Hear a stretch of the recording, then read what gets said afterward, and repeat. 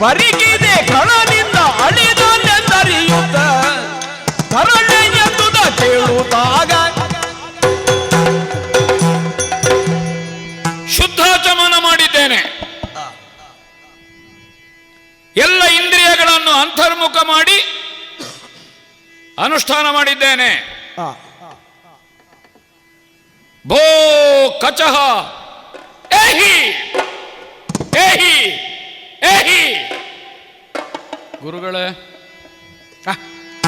ಬಂದ ಕರೆಯಲು ಗಜನ ಬರಲುದ ಅತಿ ತೊರೆಯಲು ಬಂದು ಎರಗುದ ಕರವ ಜೋಡಿಸಿ ಮುಂದೆ ನಿಂತ ಶಿಷ್ಯನ ನೋಡಿ ಹರುಷದಳಲು ದೇವಯಾನಿ ಪತಿಸುತ್ತ ಕರೆಯಲು ಗಜನ ಬರನುದ ಅತಿ ತೊರೆಯಲು ಬಂದು ಎರಗುತ್ತಾಗ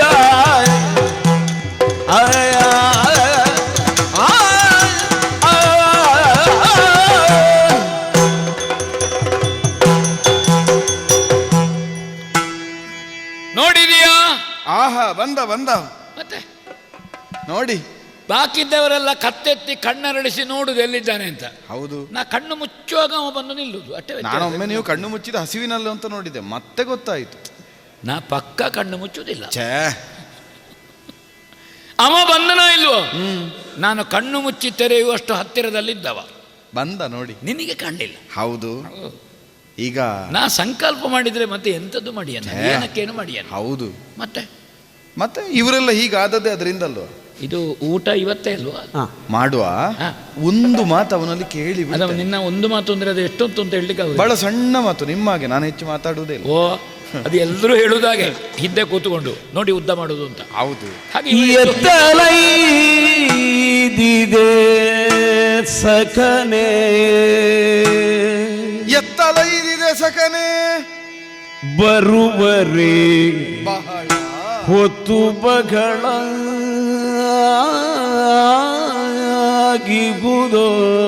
ಅಷ್ಟು ಹೊತ್ತಾಯ್ತಾ? ಬರುವರೆ ಸಖನೆ ನೀ ಬರುವರೆ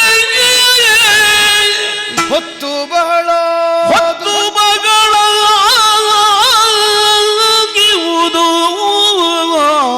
ಎತ್ತಲೈದಿದೆ ಭೋಜನ ಕರ್ತಿಯೊಳು ಕುಳಿರೆನಲು, ಭೋಜನಗೆ ಅರ್ತಿಯೊಳು ಕುಳ್ಳಿರೆನಲು ಕಚ ಇಂತೆಂದ ನಾಕ್ಷಣದಿ ಎತ್ತಲೈದಿದೆ ಕಚನೆ ಸಖನೆ.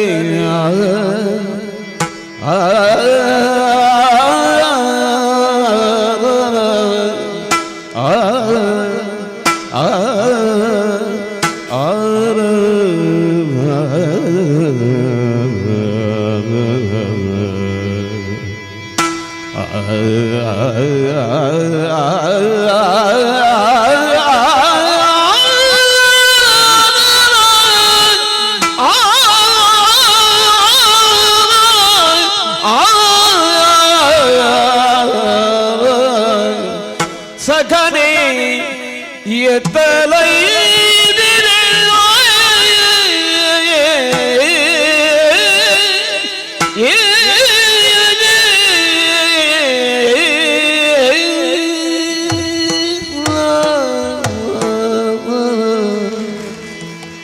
ಕಚಕುಮಾರ.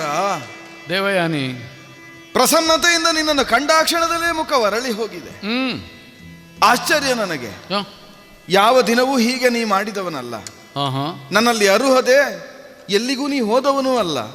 ನಾ ಕರೆಯುವ ಪೂರ್ವದಲ್ಲಿಯೇ ಆಶ್ರಮದಲ್ಲಿ ಪ್ರಕಟನಾಗುತ್ತಾ ಇದ್ದವ. ಹೌದು. ಆದ್ರೆ ಇವತ್ತು ಯಾಕೋ ಹೀಗೆ ಮಾಡಿದೆ? ನಿನ್ನಿಲ್ಲದೆ ಎಂಬ ಕಾರಣದಿಂದ ಮನ ಪಲ್ಲಟಿಸಿ ಅಪ್ಪಯ್ಯನಲ್ಲಿ ಆಡಿ ಕಾಡಿ ಬೇಡಿ ನಿನ್ನನ್ನು ಕರೆಸುವಂತೆ ಮಾಡಿದೆ. ಅಲ್ಲಿಯವರೆಗೂ ನಿನ್ನ ಮುಖದರ್ಶನವಾಗಲಿಲ್ಲ. ಎತ್ತಲೈದಿದೆ ಸಕನೆ, ಬಹಳ ದೂರವೇ ಹೋಗಿರಬೇಕು. ಯಾಕೆ ಹೋದೆ? ಯಾಕೆ ಬಹಳ ಹೊತ್ತಾಯಿತು ಬರುವುದಕ್ಕೆ? ಭೋಜನಕ್ಕೆ ಅಂತ ಅರ್ತಿಯಿಂದ ಸಿದ್ಧಪಡಿಸಿ ಉಣ್ಣಬೇಕು ಅಂತ ಯೋಚಿಸಿ ನಿನ್ನನ್ನೇ ಕರೆಯುವ ತವಕದಲ್ಲಿದ್ರೆ ನೀ ಕಾಣಿಸದಷ್ಟು ದೂರ ಕೇಳಿಸದಷ್ಟು ದೂರ ಹೋಗಿದ್ದೆ. ಯಾಕೆ ಹೋದದ್ದು? ಎಲ್ಲಿಗೆ ಹೋದದ್ದು? ಯಾಕಿಷ್ಟು ಬರುವುದಕ್ಕೆ ತಡ ಆದದ್ದು? ಸಮಾಧಾನ.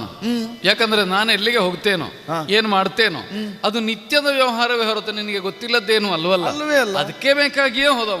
ಸುತ್ತುದಿರೈ ಕುಶ ಸಮಿದೆಗೆಲ್ಲುದ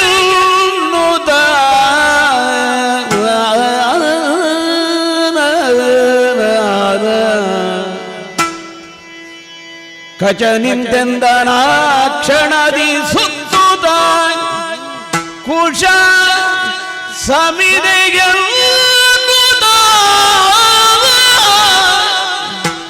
ಧೂರ್ತದ ನವ ಓರ್ವ ಐತಂದು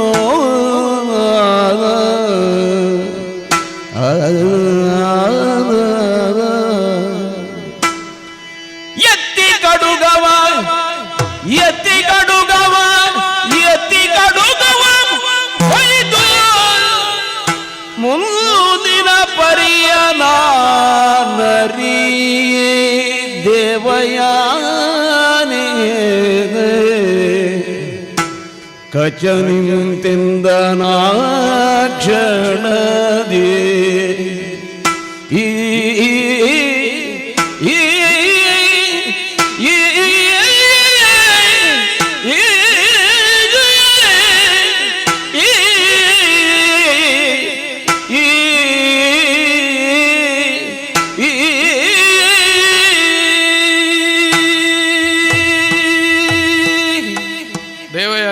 ಕಚಕುಮಾರ, ನಿನ್ನ ಮಾತೇನು?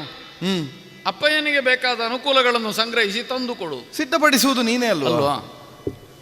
ಇವತ್ತು ಅಂತಲ್ಲ, ನಿತ್ಯವದಕ್ಕೆ ಹೋಗಬೇಕಾದವನು ನಿನ್ನ ನಿತ್ಯದ ಕಾಯಕ. ಯಾಕಂದ್ರೆ ಯಜ್ಞ ಸಂಭಾರಗಳನ್ನು ಆಯಾ ದಿನವೇ ಸಂಗ್ರಹಿಸಬೇಕಲ್ಲದೆ ಹೌದು, ಮೊದಲೇ ತಂದಿಡುವ ಅಲ್ವಲ್ಲ, ಕೂಡದು. ಅದಕ್ಕಾಗಿಯೇ ಹೋದವ. ಸುತ್ತುತ್ತಿರೆ ಕುಶ ಸಮಿಧೆಗೆ ನುತಲಿ. ಓಹೋ, ಹೋಗುವಾಗ ನೀವೆಲ್ಲ ಹೇಳಿದ್ದೀರಿ ಈ ಆವರಣದೊಳಗೆ ತಿರುಗಾಡಬೇಕು, ಹೌದು, ಹೆಚ್ಚು ಸುರಕ್ಷಿತವಾಗಿರ್ತೀರಿ. ಹೌದು, ಅದನ್ನು ದಾಟಲಿಲ್ಲ. ಅದರ ಒಳಗೆ ನಾನಿದ್ದೆ. ಸರಿ. ಹಾಗೆ ಸುತ್ತುತ್ತಿರುವ ಕಾಲದಲ್ಲಿ ಯಾವನೋ ಒಬ್ಬ ಘೋರ ರೂಪಿಯಾದ ದಾನವ ಬಂದ. ಅಪ್ಪಯ್ಯ ಕೇಳಿ ಕೇಳಿ. ಘೋರ ರೂಪಿ ಯಾವ ಪ್ರಸಂಗದಲ್ಲಿ? ಘೋರ ರೂಪಿ ಅದ ಯಾವ ಪ್ರಸಂಗದಲ್ಲಿ? ನಿಮ್ಮದ್ದೇ ಪ್ರಸಂಗದಲ್ಲಿ, ನಿಮ್ಮದ್ದೇ ಶುಕ್ರ ಪ್ರತಾಪ. ದೇವಯಾನಿ, ನಿನ್ನ ಪ್ರಸಂಗ ಉಳೀತದೆ ಈಗ. ನೀನ್ ಹೇಳು. ಬಂದ ಒಬ್ಬ ರಾಕ್ಷಸ ಬಂದ. ನೀನು ಯಾರು? ಏನು ಮಾಡ್ತಾ ಇದ್ದಿ? ನಾ ಹೇಳಿದೆ. ಅವ ಯಾರಂತ ಅವನ ಹೆಸರು ಕೇಳಲಿಲ್ಲ ನೀನು? ಹೆಸರು ಏನೋ ಹೇಳಿದ. ಅವನು ಹೇಳುವ ಕ್ರಮದಲ್ಲಿಯೇ ನನಗೆ ಅದು ಏನು ಅಂತ ಗೊತ್ತಾಗ್ಲಿಲ್ಲ. ಕೆಲವು ಸಲ ಹಾಗಾಗ್ತದೆ. ನಮ್ಮ ಅಪ್ಪಯ್ಯನ ಶಿಷ್ಯನೇ ಇರಬೇಕು ಏನೋ. ನಾವೆಲ್ಲ ಅಂತ ಹೇಳಿದ. ಹಾಗಾಗಿ ಒಬ್ಬನೇ ಅಲ್ಲ, ಅನೇಕ ಮಂದಿ ಶಿಷ್ಯರಲ್ಲಿ ಒಬ್ಬ ಇರಬಹುದು. ಖಡ್ಗವನ್ನೆತ್ತಿ ಹೌದು ನನ್ನನ್ನು ಹೊಡೆದ ಖಡ್ಗದಿಂದ. ನಿನ್ನ ಮುಂಭಾಗ ಅಷ್ಟೇ ನನಗೆ ಗೊತ್ತಿರುವುದು. ಆಮೇಲೆ ಕಚಕುಮಾರ ಬಾ ಅಂತ ಗುರುಗಳು ಕರೆದದ್ದು ಕೇಳಿದೆ. ಅರ್ಥ ಆಯ್ತಾ ನಿಮಗೆ? ಅವನ ಖಡ್ಗಕ್ಕಿಂತ ನನ್ನ ನಾಲಿಗೆ ಬಲ ದೊಡ್ಡದು. ಅವ ಖಡ್ಗದಲ್ಲಿ ಕಡ್ದದ್ದು, ನನ್ನ ನಾಲಿಗೆಯಲ್ಲಿ ಬಂದದ್ದು. ನಾನು ನಿಮ್ಮಲ್ಲಿ ನನಗೆ ಖಡ್ಗ ಬೇಕು, ಒಬ್ಬನನ್ನು ಕಡಿಲಿಕ್ಕೆ ಬೇಕು ಅಂತಿಲ್ಲ, ಸಾಕಾಗುತ್ತದೆ. ಆದ್ರೆ ಖಡ್ಗದಲ್ಲಿ ಕಡಿಯೋರ ಕತೆ ಎಂತದ್ದು? ಖಡ್ಗದಲ್ಲಿ ಕಡಿಯುವಾಗ ತುಂಡಾಯ್ತು. ಏನಪ್ಪ ನೀವಷ್ಟು ಏನು ಕಡಿದ ಅಂತೆ? ಬಂದ ಅಥವಾ ಒಬ್ಬ ಇವನನ್ನು ಕೊಂದ ಅಂತೆ? ಯಾರು ಹೇಳಿದ್ದು? ಅವನೇ ಹೇಳಿದ್ದಲ್ವಾ? ಈಗ ಮತ್ತೆ ಮಾತಾಡೋದು ಯಾರು? ಕತ್ತಿ ಎತ್ತಿದ ಕ್ಷಣದಲ್ಲಿ ಮತ್ತೇನಾಯಿತು ಅಂತ ಗೊತ್ತಾಗಲಿಲ್ಲ. ಕತ್ತಿ ಎತ್ತಿದಾಗ ಕತ್ತಿಗೆ ಹೋಯ್ತು. ನನಗೆ ಭಯ ಆಗ್ತದೆಪ್ಪ. ಅವನನ್ನು ಹೊರಗೆ ಕಳಿಸಿ. ನೀನು ಭಯ ಪಡುದು ಯಾಕೆ? ನಾನಿಲ್ಲೋ ಇಲ್ಲಿ. ನನಗೆ ಗೊತ್ತಿಲ್ಲ. ನಿಮ್ಮ ಶಿಷ್ಯರನ್ನು ನಾನು ನಂಬುವುದಿಲ್ಲ. ಯಾರನ್ನು? ಇವನ ಮೇಲೆ ಹಾಗೆ ಸಾಧಿಸುವುದಕ್ಕಾಗಿ. ನನ್ನ ಶಿಷ್ಯರನ್ನು ನೀನು ನಂಬುವುದಿಲ್ಲ, ನನ್ನನ್ನು ನಂಬುತ್ತೀಯಾ? ನಂಬುತ್ತೇನೆ. ನನಗೆ ಒಂದು ತುತ್ತು ಅನ್ನ ಹೋಗದೆ ಮಾತೆ ಹೊರಡುವುದಿಲ್ಲ. ಈಗಂತೂ ನಾನು ಸ್ಪಷ್ಟ ಆಗಿದೆ. ನನಗೆ ಅವನಿಗೊಂದು ಭದ್ರತೆ ಸಿಕ್ಕದೆ ಅನ್ನವೇ ಇಲ್ಲ. ಹೌದಾ? ನನಗೆ ನೀನು ಊಟ ಕೊಡದಿದ್ರೆ ಭದ್ರತೆ ನನ್ನದ್ದೇ ಇಲ್ಲ. ನನಗೆ ಗೊತ್ತುಂಟು ದೇವಯಾನಿ, ನನಗೆ ಅವರನ್ನು ಗೊತ್ತಿಲ್ವಾ? ಹೌದು, ಏನಾದ್ರೂ ಮಾಡಿ ಅಪ್ಪ. ಅಲ್ಲ, ಈಗ ಏನಾದ್ರೂ ಮಾಡಿದ್ದ, ಮಾಡಬೇಕಾದನ್ನು ಮಾಡಿ ಅಲ್ಲ ಬಂದದ್ದು. ನೀ ಮಧ್ಯಾಹ್ನಕ್ಕೆ ಎಂತ ಮಾಡಿದ್ದಿ? ಮುಂದೆ ಏನು ಅಂತ? ಮುಂದೇನು ಅಂತಲ್ಲ, ಇವತ್ತು ಚಟ್ನಿ ಮಾಡಿದ್ರೆ ನಾಳೆ ಕಾಯಿ ಹುಳಿ, ನಾಡ್ದು ಮುದ್ದೆ ಹುಳಿ. ಹೇಳಿ, ನೀವು ಇಡೀ ಪಕ್ಷದ ಮತ್ತೆ ನಾನು ಹೇಳ್ತೇನೆ. ನೀವು 15 ದಿವಸದ ನಾಳೆ ಜೀರಿಗೆ ಎದ್ದು ಮಾಡು. ನಿಮಗೂ ಊರಿಗೋ ನಾಡ್ದು ತುಪ್ಪ ಹಾಕಿ ಅನ್ನವೇ. ಹೌದೌದು, ಅವರು ಮಾಡ್ತಾ ಇದ್ದಾರೆ ಅದನ್ನ ಈಗ. ನಾನು ಅದಕ್ಕೆ ನನ್ನ ಹತ್ರ ಉಪಾಯ ಉಂಟು. ಇನ್ನು ಮುಂದೆ ಹಾಗೆ ಆಗದಾಗೆ ನೋಡಿಕೊಳ್ಳುವ ಹೊಣೆ ನನ್ನದು. ಎಂಥದ್ದು? ಇನ್ನು ಮುಂದೆ ಇವತ್ತು ಆದ ಹಾಗೆ ಆಗದೇ ಇರಲಿಕ್ಕೆ ನೋಡಿಕೊಳ್ಳುವ ಹೊಣೆ ನನ್ನ. ಹೌದಾ? ಇನ್ನು ಮುಂದೆ ಇದಾಗುವುದಿಲ್ಲ. ಆಗುದಿಲ್ಲಲ್ಲ? ನಾನಿರುವಲ್ಲಿ ಆದೀತ, ಆದರೆ ಬಿಟ್ಟೇನಾ? ನಿಮಗೆ ತುಪ್ಪದಲ್ಲಿ ಹುರಿದ ಜೀರಿಗೆ ಆದೀತ? ನನಗೆ ತುಪ್ಪದಲ್ಲಿ ಜೀರಿಗೆ ಕರೆದದ್ದು ಆದೀತು, ಜೀರಿಗೆಗೆ ತುಪ್ಪ ಹಾಕಿದ್ರು ಆಗ್ತದೆ. ಹೌದಾ? ನೀನು ತುಪ್ಪಕ್ಕೆ ಜೀರಿಗೆ ಹಾಕಿದ್ದೋ ಜೀರಿಗೆಗೆ ತುಪ್ಪ ಹಾಕಿದ್ದ? ನಾನು ಜೀರಿಗೆಗೆ ತುಪ್ಪ ಹಾಕಿದ್ದೆ. ಈಗ ಮೊದಲೇ ಎಲೆಗೆ ಹಾಕು. ಹೌದಾ? ಈಗ ಬನ್ನಿ.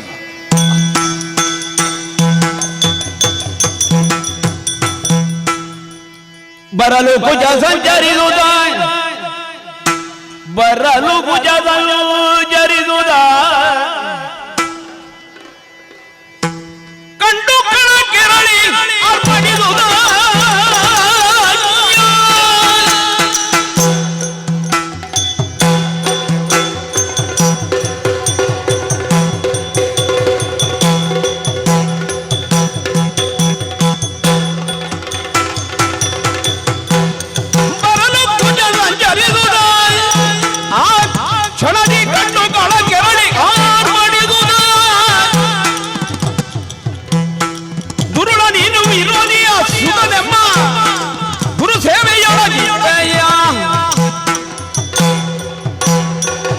ದೇವಲೋಕದ ಅಭಿಯೋಗ ಪರಿಭವ ಪರಂಪರೆಗೆ ಕಾರಣವಾಗಿ ಹೋಯಿತು. ಕಾರಣವೇನು ಎನ್ನುವ ಹಾಗೆ ವಿಶ್ಲೇಷಿಸಿ ಗುರುಗಳಲ್ಲಿ ನಾನು ವಿಜ್ಞಾಪಿಸಿದ ಹೊತ್ತಿಗೆ ಅವರೇ ಸೂಚಿಸಿದ್ದು ಕಾಲಪಕ್ವವಾಗಲಿಲ್ಲ. ಬರ್ತದೆ ಒಂದು ಕಾಲ, ಕಾಯಬೇಕು. ಯೋಗ್ಯವಾದಂತಹ ಒಂದು ದಿವಸವಾಗಿ ಸಪ್ತಮಿಯನ್ನು ಆರಿಸಿಕೊಂಡಿದ್ದೇನೆ. ಆವತ್ತಿನ ದಿವಸ ನಿನಗಾಗಿ ಯಜ್ಞವೊಂದನ್ನು ಮಾಡಿ ಬೇಕಾದಂತಹ ಆಯುಧಗಳನ್ನು ತರಿಸ್ತೇನೆ. ಬೇಕಾದ ಮಖಕ್ಕೆ ಯಾವುದು ಬೇಕೋ ಅದನ್ನು ಸಂಗ್ರಹಿಸಿ ಬಾ ಎನ್ನುವ ಹಾಗೆ ಹೇಳಿದವರು. ಅದಕ್ಕಾಗಿಯೇ ಹೊರಟು ನಿಂತಹ ಕಾಲ ಈ ಕಾಡು ಪ್ರದೇಶದಲ್ಲಿ ಸಮಿಧೆಯನ್ನಾರಿಸುತ್ತಾ ಮುಂದುವರಿದು ಬರ್ತಾ ಇದ್ದೇನೆ. ಕಣ್ಣಿಗೆ ಕಾಣಿಸುತ್ತಿರುವುದು ಯಾರದು? ಓ ಇವನೇ ಅಲ್ವೋ ಆ ಗುರುವಿನ ಬಳಿ ಅಭ್ಯಾಸ ಮಾಡುತ್ತಿರುವವ. ಅವನನ್ನೇ ಪ್ರಶ್ನಿಸಿ ಮಾತಾಡ್ತಾನೆ. ಏನು ಬೊಬ್ಬೆ ಕೇಳಿಸುವುದಿಲ್ವಾ? ಬೊಬ್ಬೆ ಕೇಳಿಸುವುದಿಲ್ವೇನೋ? ಬೊಬ್ಬೆ ಕೇಳಿದ್ದು ಅದೇ ಕೆರಳಿ ಗರ್ಜಿಸುವುದೇಕೆ ಎನ್ನೋಳು, ಕೆರಳಿ ಗರ್ಜಿಸುವುದೇಕೆ ಎನ್ನೋಳು, ಗುರುಸುದನು ನಾ ಆಗುವುದು.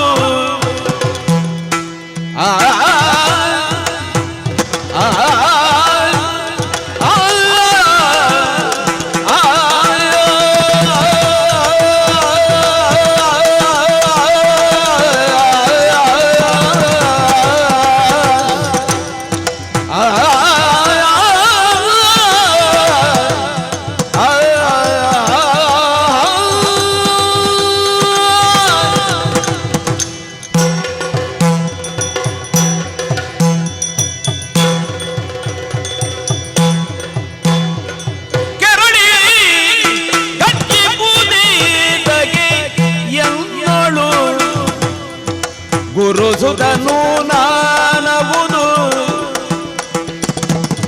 ವಿದ್ಯೆಯ ಅರಿತು ಕೊಂಬರೆ, ಶುಕ್ರನೊಳು ಪರಿಚರಿಯ ಗೈರೆ, ವಿದ್ಯೆಯ ಅರಿತು ಕೊಂಬರೆ ಶುಕ್ರನೊಳು ಪರಿಚರಿಯ ಗೈರೆ, ಕೆರಳಿ ಗರ್ಜಿಸುವುದೇ ತಗೆಯನೊಳು, ಗುರುಸುದನು ನಾನವುದು.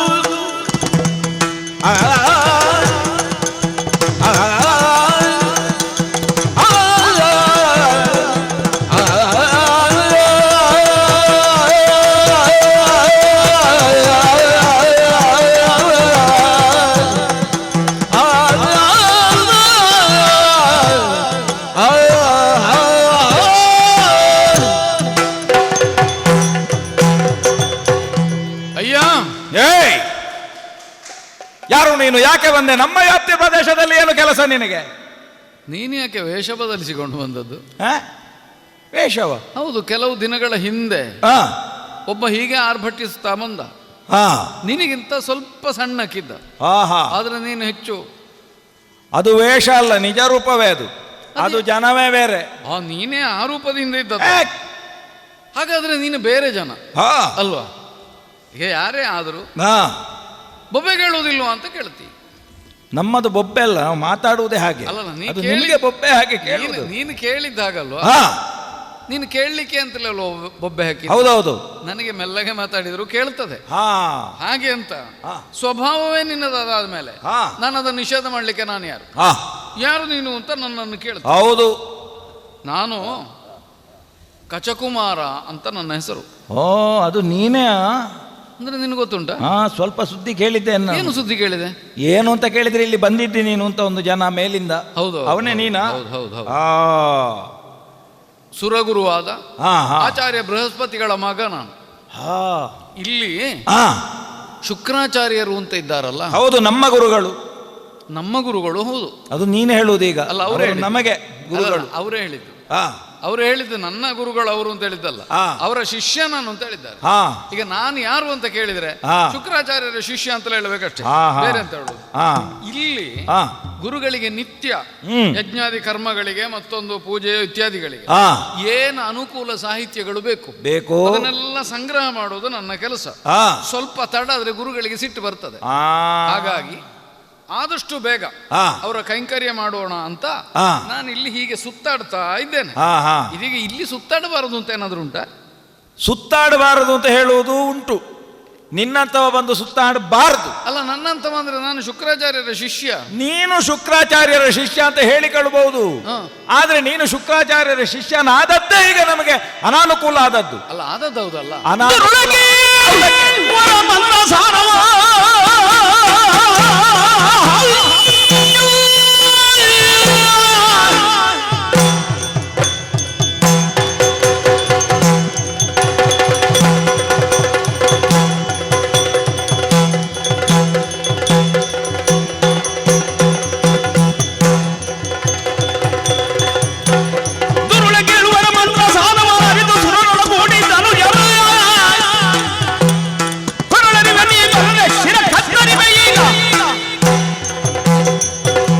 ನಿನ್ನನ್ನು ದುರುಳ ಅಂತಲೇ ನಾ ಕರೆಯುವುದು. ಯಾಕೆ? ಮೇಲಿಂದ ಕೆಳಗೆ ಬಂದಿದ್ದೀನಿ. ಮೇಲಿಂದ ಕೆಳಗೆ ಬರುವವರೆಲ್ಲ ದುರುಳರೇ. ಬರುವುದು ಯಾವ ಉದ್ದೇಶದಿಂದ ಬರುವುದು ಇದನ್ನೆಲ್ಲ ಆಲೋಚಿಸುವಾಗ ನೀನೊಬ್ಬ ಮಹಾ ದುರುಳ. ಯಾಕೆ? ನಮ್ಮ ಗುರುಗಳಲ್ಲಿ ಬಂದು ಅವರಲ್ಲಿರುವಂತಹ ವಿದ್ಯಾ ರಹಸ್ಯವನ್ನೆಲ್ಲ ತಿಳ್ಕೊಂಡು ನಮಗೆ ಮುಳುವಾಗುವುದಕ್ಕೆ ಬೇಕಾಗಿ ಆ ಶತ್ರು ಕಡೆಯಿಂದಲೇ ಬಂದವ ನೀನು. ಹಾಗಾಗಿ ನಿನ್ನನ್ನು ದುರುಳ ಅಂತ ನಾ ಹೇಳುವುದು. ಕಳ್ಳತನದಿಂದ ಬಂದು ನಮ್ಮ ಗುರುಗಳನ್ನು ಮಂಕು ಮರಳು ಮಾಡಿ ಅವರಿಂದ ವಿದ್ಯಾಭ್ಯಾಸವನ್ನು ಪಡ್ಕೊಂಡು ಏನೋ ಸ್ವಾರ್ಥ ಸಾಧನೆಗೆ ಬೇಕಾಗಿ ನಿನಗೆ ಅಲ್ಲಿ ಕಡಿಮೆ ಆದದ್ದಕ್ಕೆ ಇಲ್ಲಿ ಬಂದದ್ದಲ್ವಾ? ಹೌದೌದು. ಹಾಗಾದ್ರೆ ಅಲ್ಲಿ ಯಾವುದೋ ಇಲ್ಲದ್ದು ಇಲ್ಲಿ ಉಂಟು ಅಂತ ಹೇಳುವುದನ್ನು ತಿಳ್ಕೊಂಡು ಬಂದಿದ್ದಿ. ಕಳ್ಳ ನೀನು. ವಿದ್ಯೆ ಕದಿಯುವುದಕ್ಕಾಗಿ ಬಂದವ, ನಮಗೆ ಮುಳುಗಾಗುವವ. ಸುಮ್ಮನೆ ಬಿಡ್ತೇನೆ ಅಂತ ಭಾವಿಸಿತೀಯೋ? ನಮ್ಮ ಜಾಗ ಇದು. ಇಲ್ಲಿ ಬಂದವರನ್ನು ಉದ್ದೇಶಪೂರ್ವಕವಾಗಿ ಯಾವ ಒಂದು ಕೆಟ್ಟ ಉದ್ದೇಶ ಹೊಂದಿದ್ದಿ ಅಂತಾದ್ರೆ ನಿನ್ನನ್ನು ಕತ್ತಿಯಿಂದ ಕಡಿತೇನೆ. ಈಗ ಇಲ್ಲಿ ಬಂದವ ಹೋಗ್ತಿ ಅಂತ ಭಾವಿಸಿದ್ಯೇನೋ? ಕತ್ತಿ ಹೊರೆಯಲ್ಲೇ ಇರ್ಲಿ. ಈಗ ಅದನ್ನು ಎತ್ತಬೇಕು ಅಂತಾದ್ರೆ ಒಂದು ಕಾರಣ ಬೇಕೇ ಬೇಕು. ಈಗ ನೀನು ಕೇಳಿದ ವರ್ತಮಾನವನ್ನು ಆಧರಿಸಿ ನಾನು ಅವನು ಅಂತ ಎಣಿಸಿ ನನ್ನನ್ನು ಕಡಿತೇನೆ ಅಂತ ಹೊರಟಿದ್ದೆ. ನನ್ನನ್ನು ನೋಡಿದ್ರೆ ನಿನಗೆ ಹೆದರಿಕೆ ಆಗ್ತದ? ನಿನ್ನನ್ನು ನೋಡಿ ಅದು ಹೆದರಿಕೆ ಅಲ್ಲ, ಮತ್ತೆ ಅಪಾಯ. ಅದೇ ಅಪಾಯವನ್ನು ನೋಡಿದ್ರೆ ಅಪಾಯ ಅಂತ ಆದ ಮೇಲೆ ಹೆದರಿಕೆ ಅಂತಲ್ಲ, ಅಪಾಯದ ಸೂಚನೆ ಕಂಡು ಬಂದ್ರೆ ಅಪಾಯವನ್ನು ಉಪಾಯದಿಂದಲೋ ಯುಕ್ತಿಯಿಂದಲೋ ಶಕ್ತಿಯಿಂದಲೋ ನಿಗ್ರಹಿಸಬೇಕು. ಈಗ ಅಪಾಯವನ್ನು ನೋಡಿದ್ರೆ ಒಬ್ಬ ಹೆದರುವುದೇ ಅಲ್ವಾ? ಆದ ಕಾರಣ ಅಲ್ಲ ಅದು ಅಪಾಯ ಅಂತ ಹೇಳೋದು. ಅದು ಅಪಾಯ ಅಂದ್ರೆ ಹೆದರಿಕೆ ಅಲ್ಲ. ಅಪಾಯವನ್ನು ಗಮನಿಸಿ ನಾವು ಪೂರ್ವ ಸೂಚನೆಯನ್ನು ತಕೊಂಡಾಗ ಅದು ಹೆದರಿ ಅಂತಲ್ಲ, ಅದೊಂದು ಬಗೆಯ ಪೂರ್ವ ನಿರ್ಧಾರ. ಪೂರ್ವ ಸೂಚನೆ ಸಿಕ್ಕಿ ನಾವು ನಮ್ಮ ಆತ್ಮರಕ್ಷಣೆಯನ್ನು ಮಾಡಿಕೊಳ್ಳುವುದಕ್ಕೆ ಮಾಡುವ ಉಪಕ್ರಮ. ಅಪಾಯವನ್ನು ಎದುರಿಸುವುದಕ್ಕೆ ನಿನ್ನನ್ನು ನೋಡಿದ್ರೆ ಎಲ್ಲ ನಿನಗೆ ಹೆದರಿಕೆ ಅಂತ ಹೇಳಿದ್ರೆ ನನಗೆ ಅಪಮಾನ ಅಲ್ವಾ ಅದು? ನಿನ್ನನ್ನು ನೋಡಿ ಹೆದರುವುದ ನಾನು? ಹಾಗಲ್ಲಪ್ಪ. ಪೋರ ಈ ಅಪಾಯವನ್ನು ನಿವಾರಿಸುವುದಕ್ಕೆ ಅಪಾಯ ಇರಬೇಕು. ಹೌದು. ಅಪಾಯವೇ ಇಲ್ಲ ಅಂತಾದ್ರೆ ಅಲ್ಲ, ಅಪಾಯವೇ ಇಲ್ಲ ಅಂತ ಯಾರು ಹೇಳಿದ ಅಪಾಯ ಇಲ್ಲ ಅಂತ ಹೇಳಿ? ಇಲ್ಲ ಅಂತಾದ್ರೆ ಅಪಾಯ ಇಲ್ಲ ಅಂತಾದ್ರೆ ಭಯ ಪಡಬೇಕಾದದ್ದಿಲ್ಲ. ಅಪಾಯ ಉಂಟು ಅಂತ ಭಾವಿಸುವುದು ನಾನು. ಬೇಡ, ಏನೂ ಅಪಾಯ ಇಲ್ಲ. ಏನಿಲ್ಲ. ನಿನಗೆ ಎನ್ನೋಳು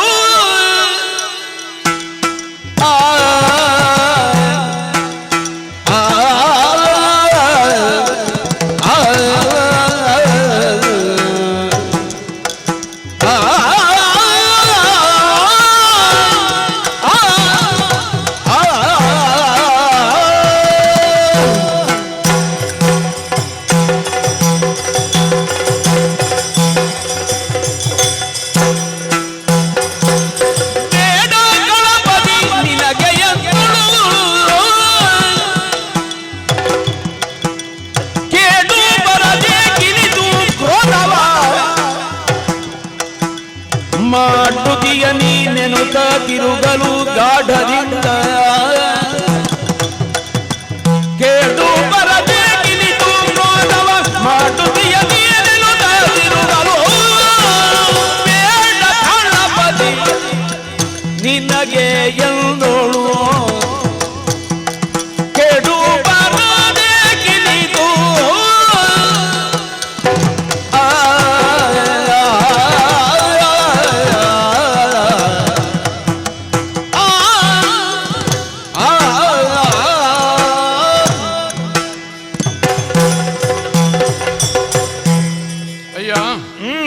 ಏನೋ ಅಪಾಯ ಉಂಟು, ಆ ಅಪಾಯವನ್ನು ನಿವಾರಿಸ್ತೇನೆ ಅಂತ ನೀನು ಹೊರಟಿದ್ದಿ. ಹೌದು.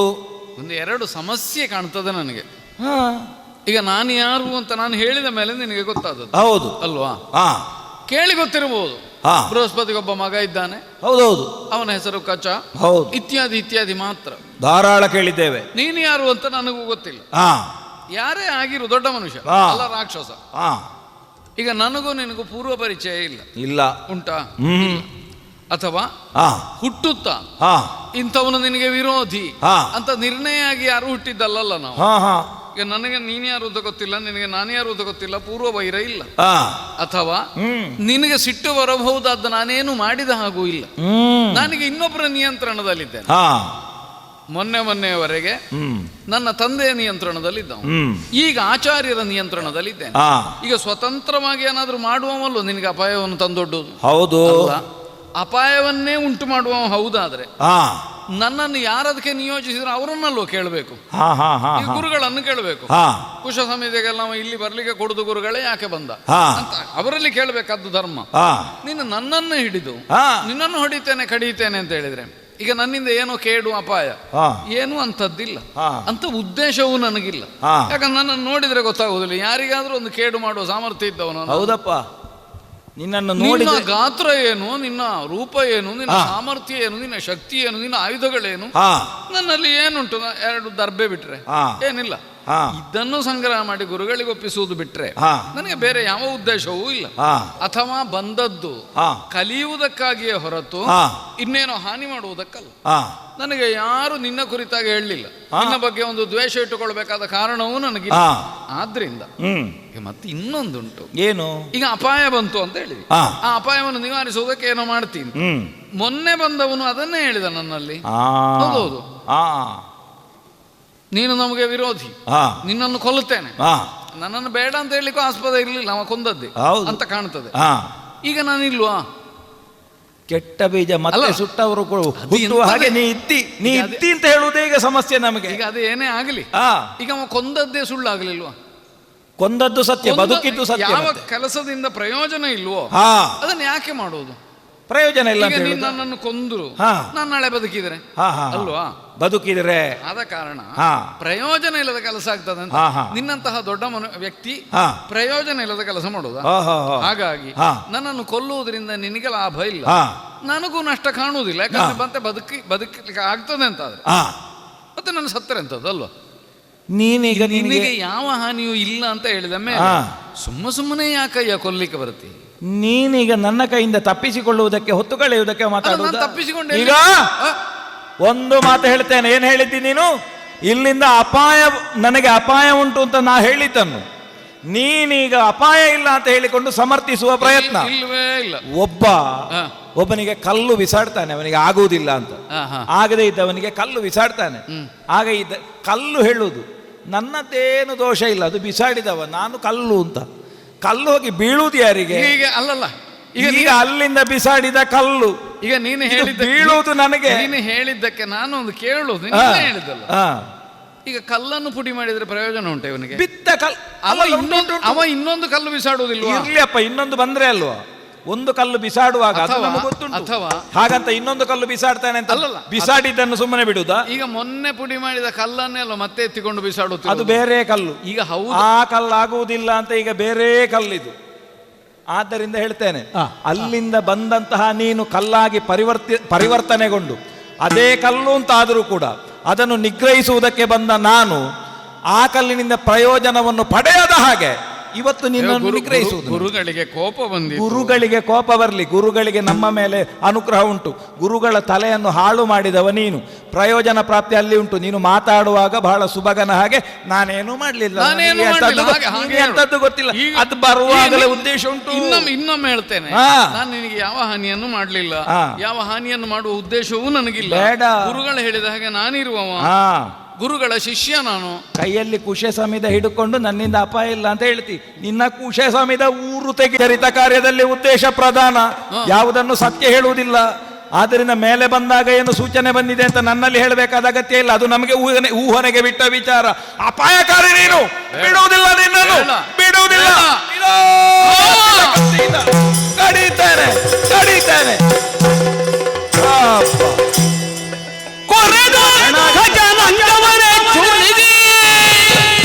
ಹೇಗೆ ಕೊರೆದು ಕೊರೆದು ಕೊರೆದು ಕೊರೆದು ಕೊರೆದು ಕಜವನೇ ಚೂರಿದಿ ಉರಿಗೊಳಿಸಿ ಭಸ್ಮಗಳ ಉರಿಗೊಳಿಸಿ ಒಳ್ಳೆ ಬಿಸಿ ಆಗಬೇಕು. ಭಸ್ಮಗಳ ಬೆರೆಸಿದನು ಮಧು ಮಾತ್ರೆಯಳು ಭಾರ್ಗವನಿವರೇ.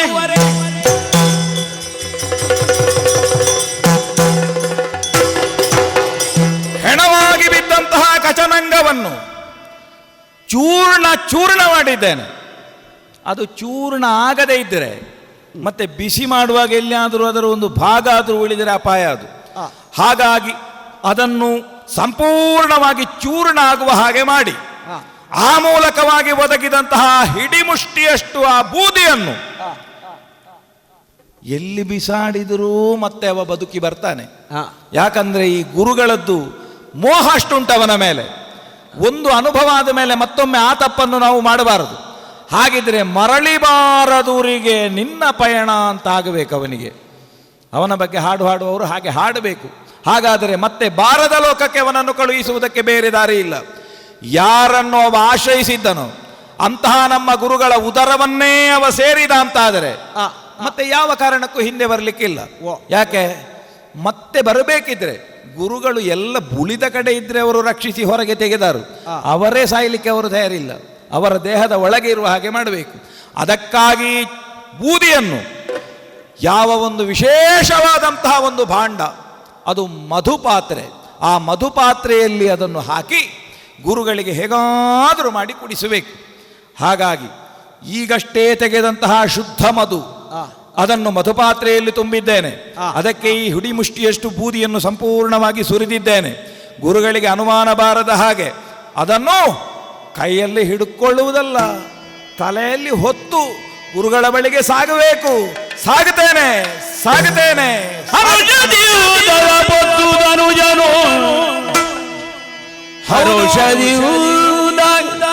ಅದ ಪೊತ್ತುದನು ಜನು ತೆರಳಿ ಗುರುಪದಕ್ಕೆ ಎರಗಿ ಗುರುಭ್ಯೋ ನಮಃ. ಸುರೆಯನು ಪರಿಗ್ರಹಿಸಬೇಕು, ಈ ಸುರೆಯನು ಪರಿಗ್ರಹಿಸಬೇಕು. ಏನನು ಈಟಿದನಾಗ ಮೋದದಲ್ಲಿ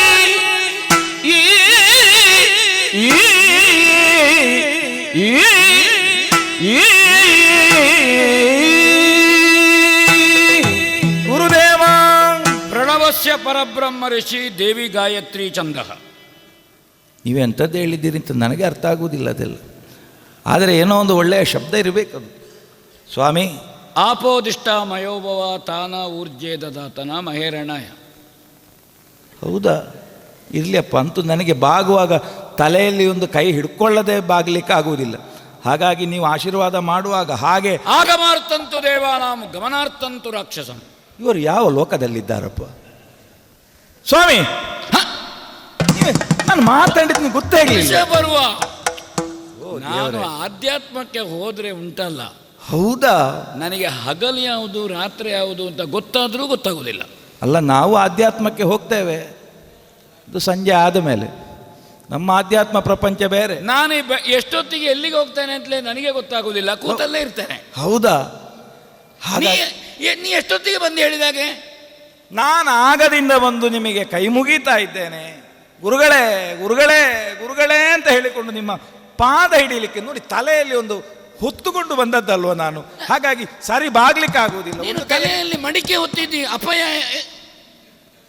ಮಡಿಕೆ ಹೊತ್ತವ ಸಿಕ್ಕಿದ್ರೆ ಅಪಶಕುನ, ಆದರೆ ಇದು ಶುಭ ಶಕುನ. ತಲೆಯಲ್ಲಿ ಮಡಿಕೆ ಹೊರುವುದು ಅದು ಕಾಷ್ಟಕ್ಕೆ ಸುತ್ತು ಬರುವಾಗ. ಅದು ಕಾಷ್ಟಕ್ಕೆ ಬರುವಾಗ, ಆದರೆ ಇಲ್ಲಿ ಕಾಷ್ಟ ಇಲ್ಲ ಅಲ್ಲ, ಅದು ಕಾಷ್ಟಕ್ಕೆ ಮಾತ್ರ ಅಲ್ಲ, ಅದು ಅಮೃತ ಕುಂಭ, ಅದು ಸ್ವರ್ಣ ಕುಂಭ, ಅಭಿಷೇಕಕ್ಕಾಗುವಾಗಲೂ ಹಾಗೆ ಅದನ್ನು ಹೊತ್ತುಕೊಂಡೇ ಬರು. ಹಿರಣ್ಮಯೇನ ಪಾತ್ರೇಣ ಸತ್ಯಸ್ಯಾಪಿ ಮುಖಮಿತಂ ಸ್ವರ್ಣ ಹಿರಣ್ಮಯೇನ ಪಾತ್ರೇಣ.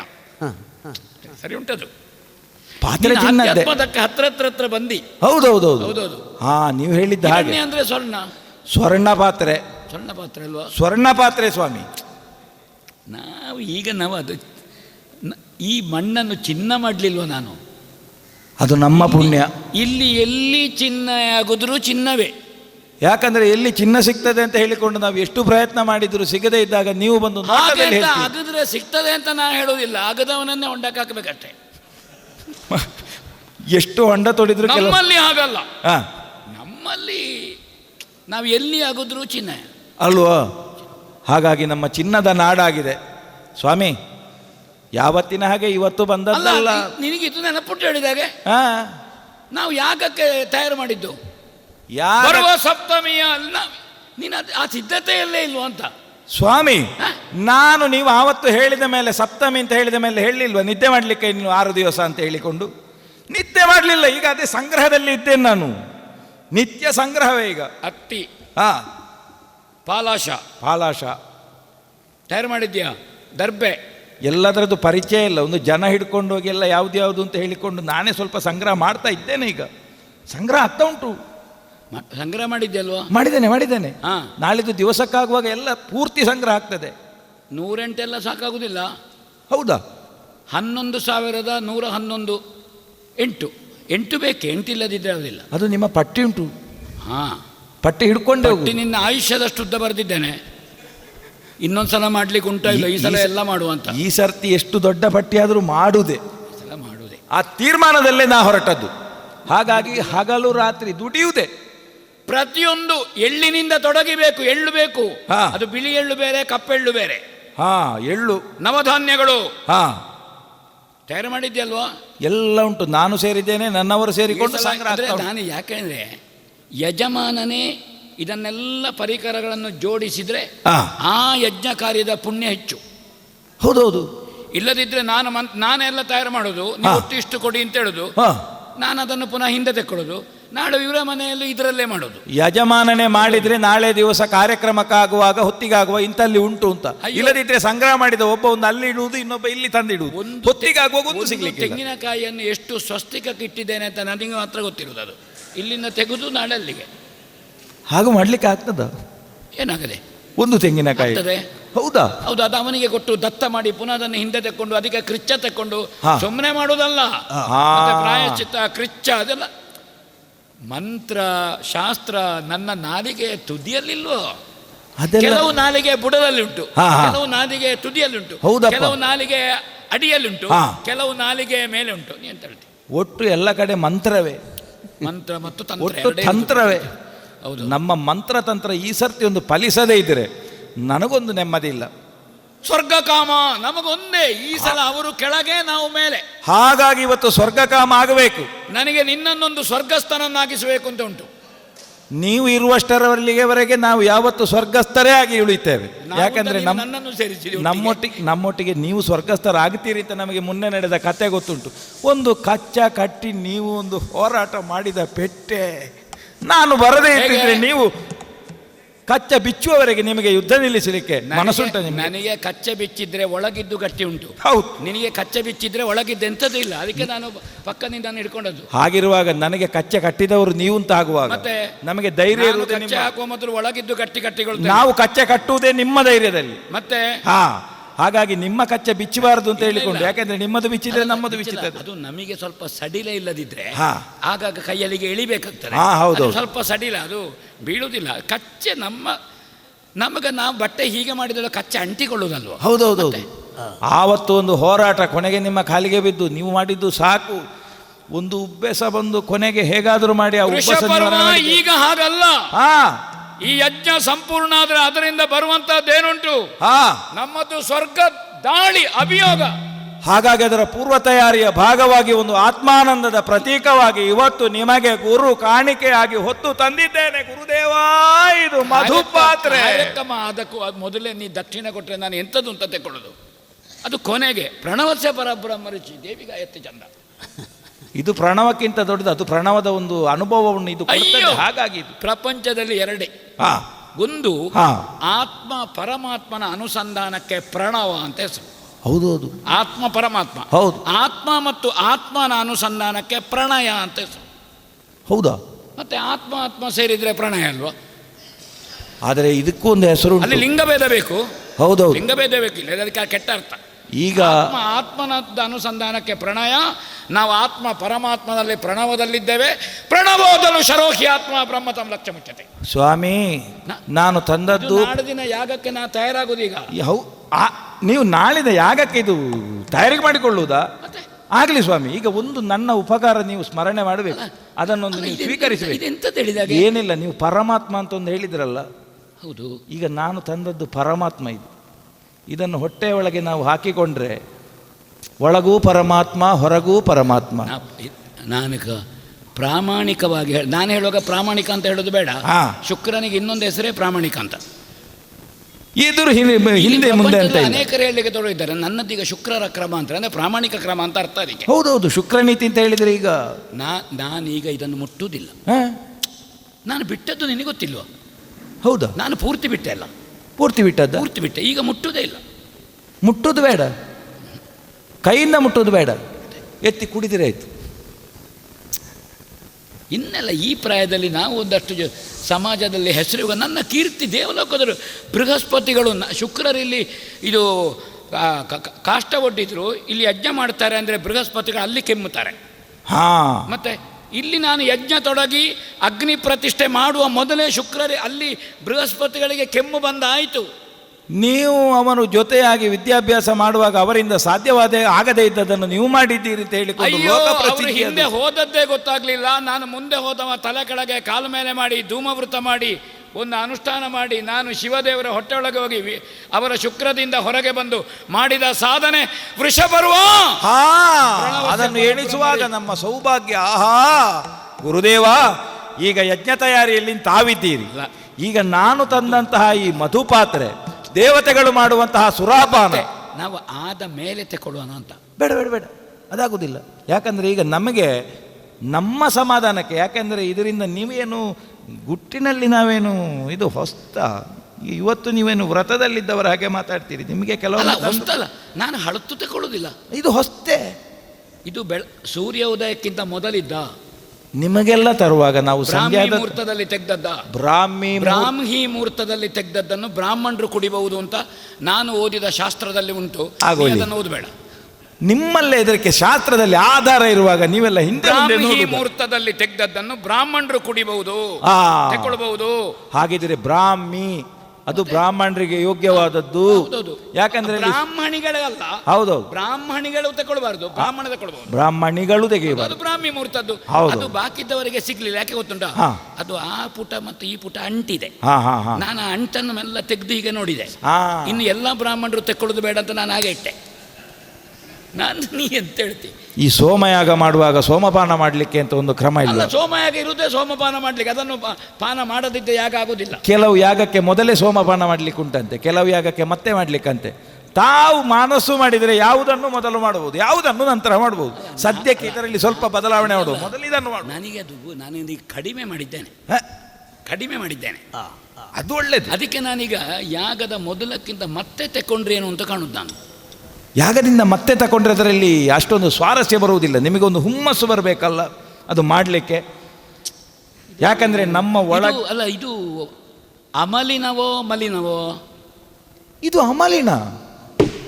ಮಲಿನ ಆಗುದು ಹೇಗೆ? ತಾವು ಹೇಳಿದಾಗೆ ಬ್ರಾಹ್ಮಿ ಮುಹೂರ್ತದಲ್ಲಿ ತಗೊಂಡದ್ದು ಅಮೃತ ಭಾಂಡ ಇದು. ಅದು ಮಲಿನ ಆದ್ರೆ ನಾವು ಮುಟ್ಟುವುದಿಲ್ಲ. ಅದು ಅಮಲಿನ ಪದಾರ್ಥ ಆದ್ರೆ ನಾವು ತಕೊಳ್ಬಹುದು. ಅದು ಅಮಲಲ್ವ? ನೋಡಿ ಎಂತಹ ಒಂದು ಶಬ್ದದಲ್ಲಿ ಎಷ್ಟು ವ್ಯತ್ಯಾಸ. ಅಮಲಿನ ಅಮಲಿನ ಅಮಲಿನ ಮೂರು ಸಾರಿ ಹೇಳಿ. ಮಲಿನವಲ್ಲದೆ ಅಮಲಿನ, ಅದು ಅಮಲಿನವೇ.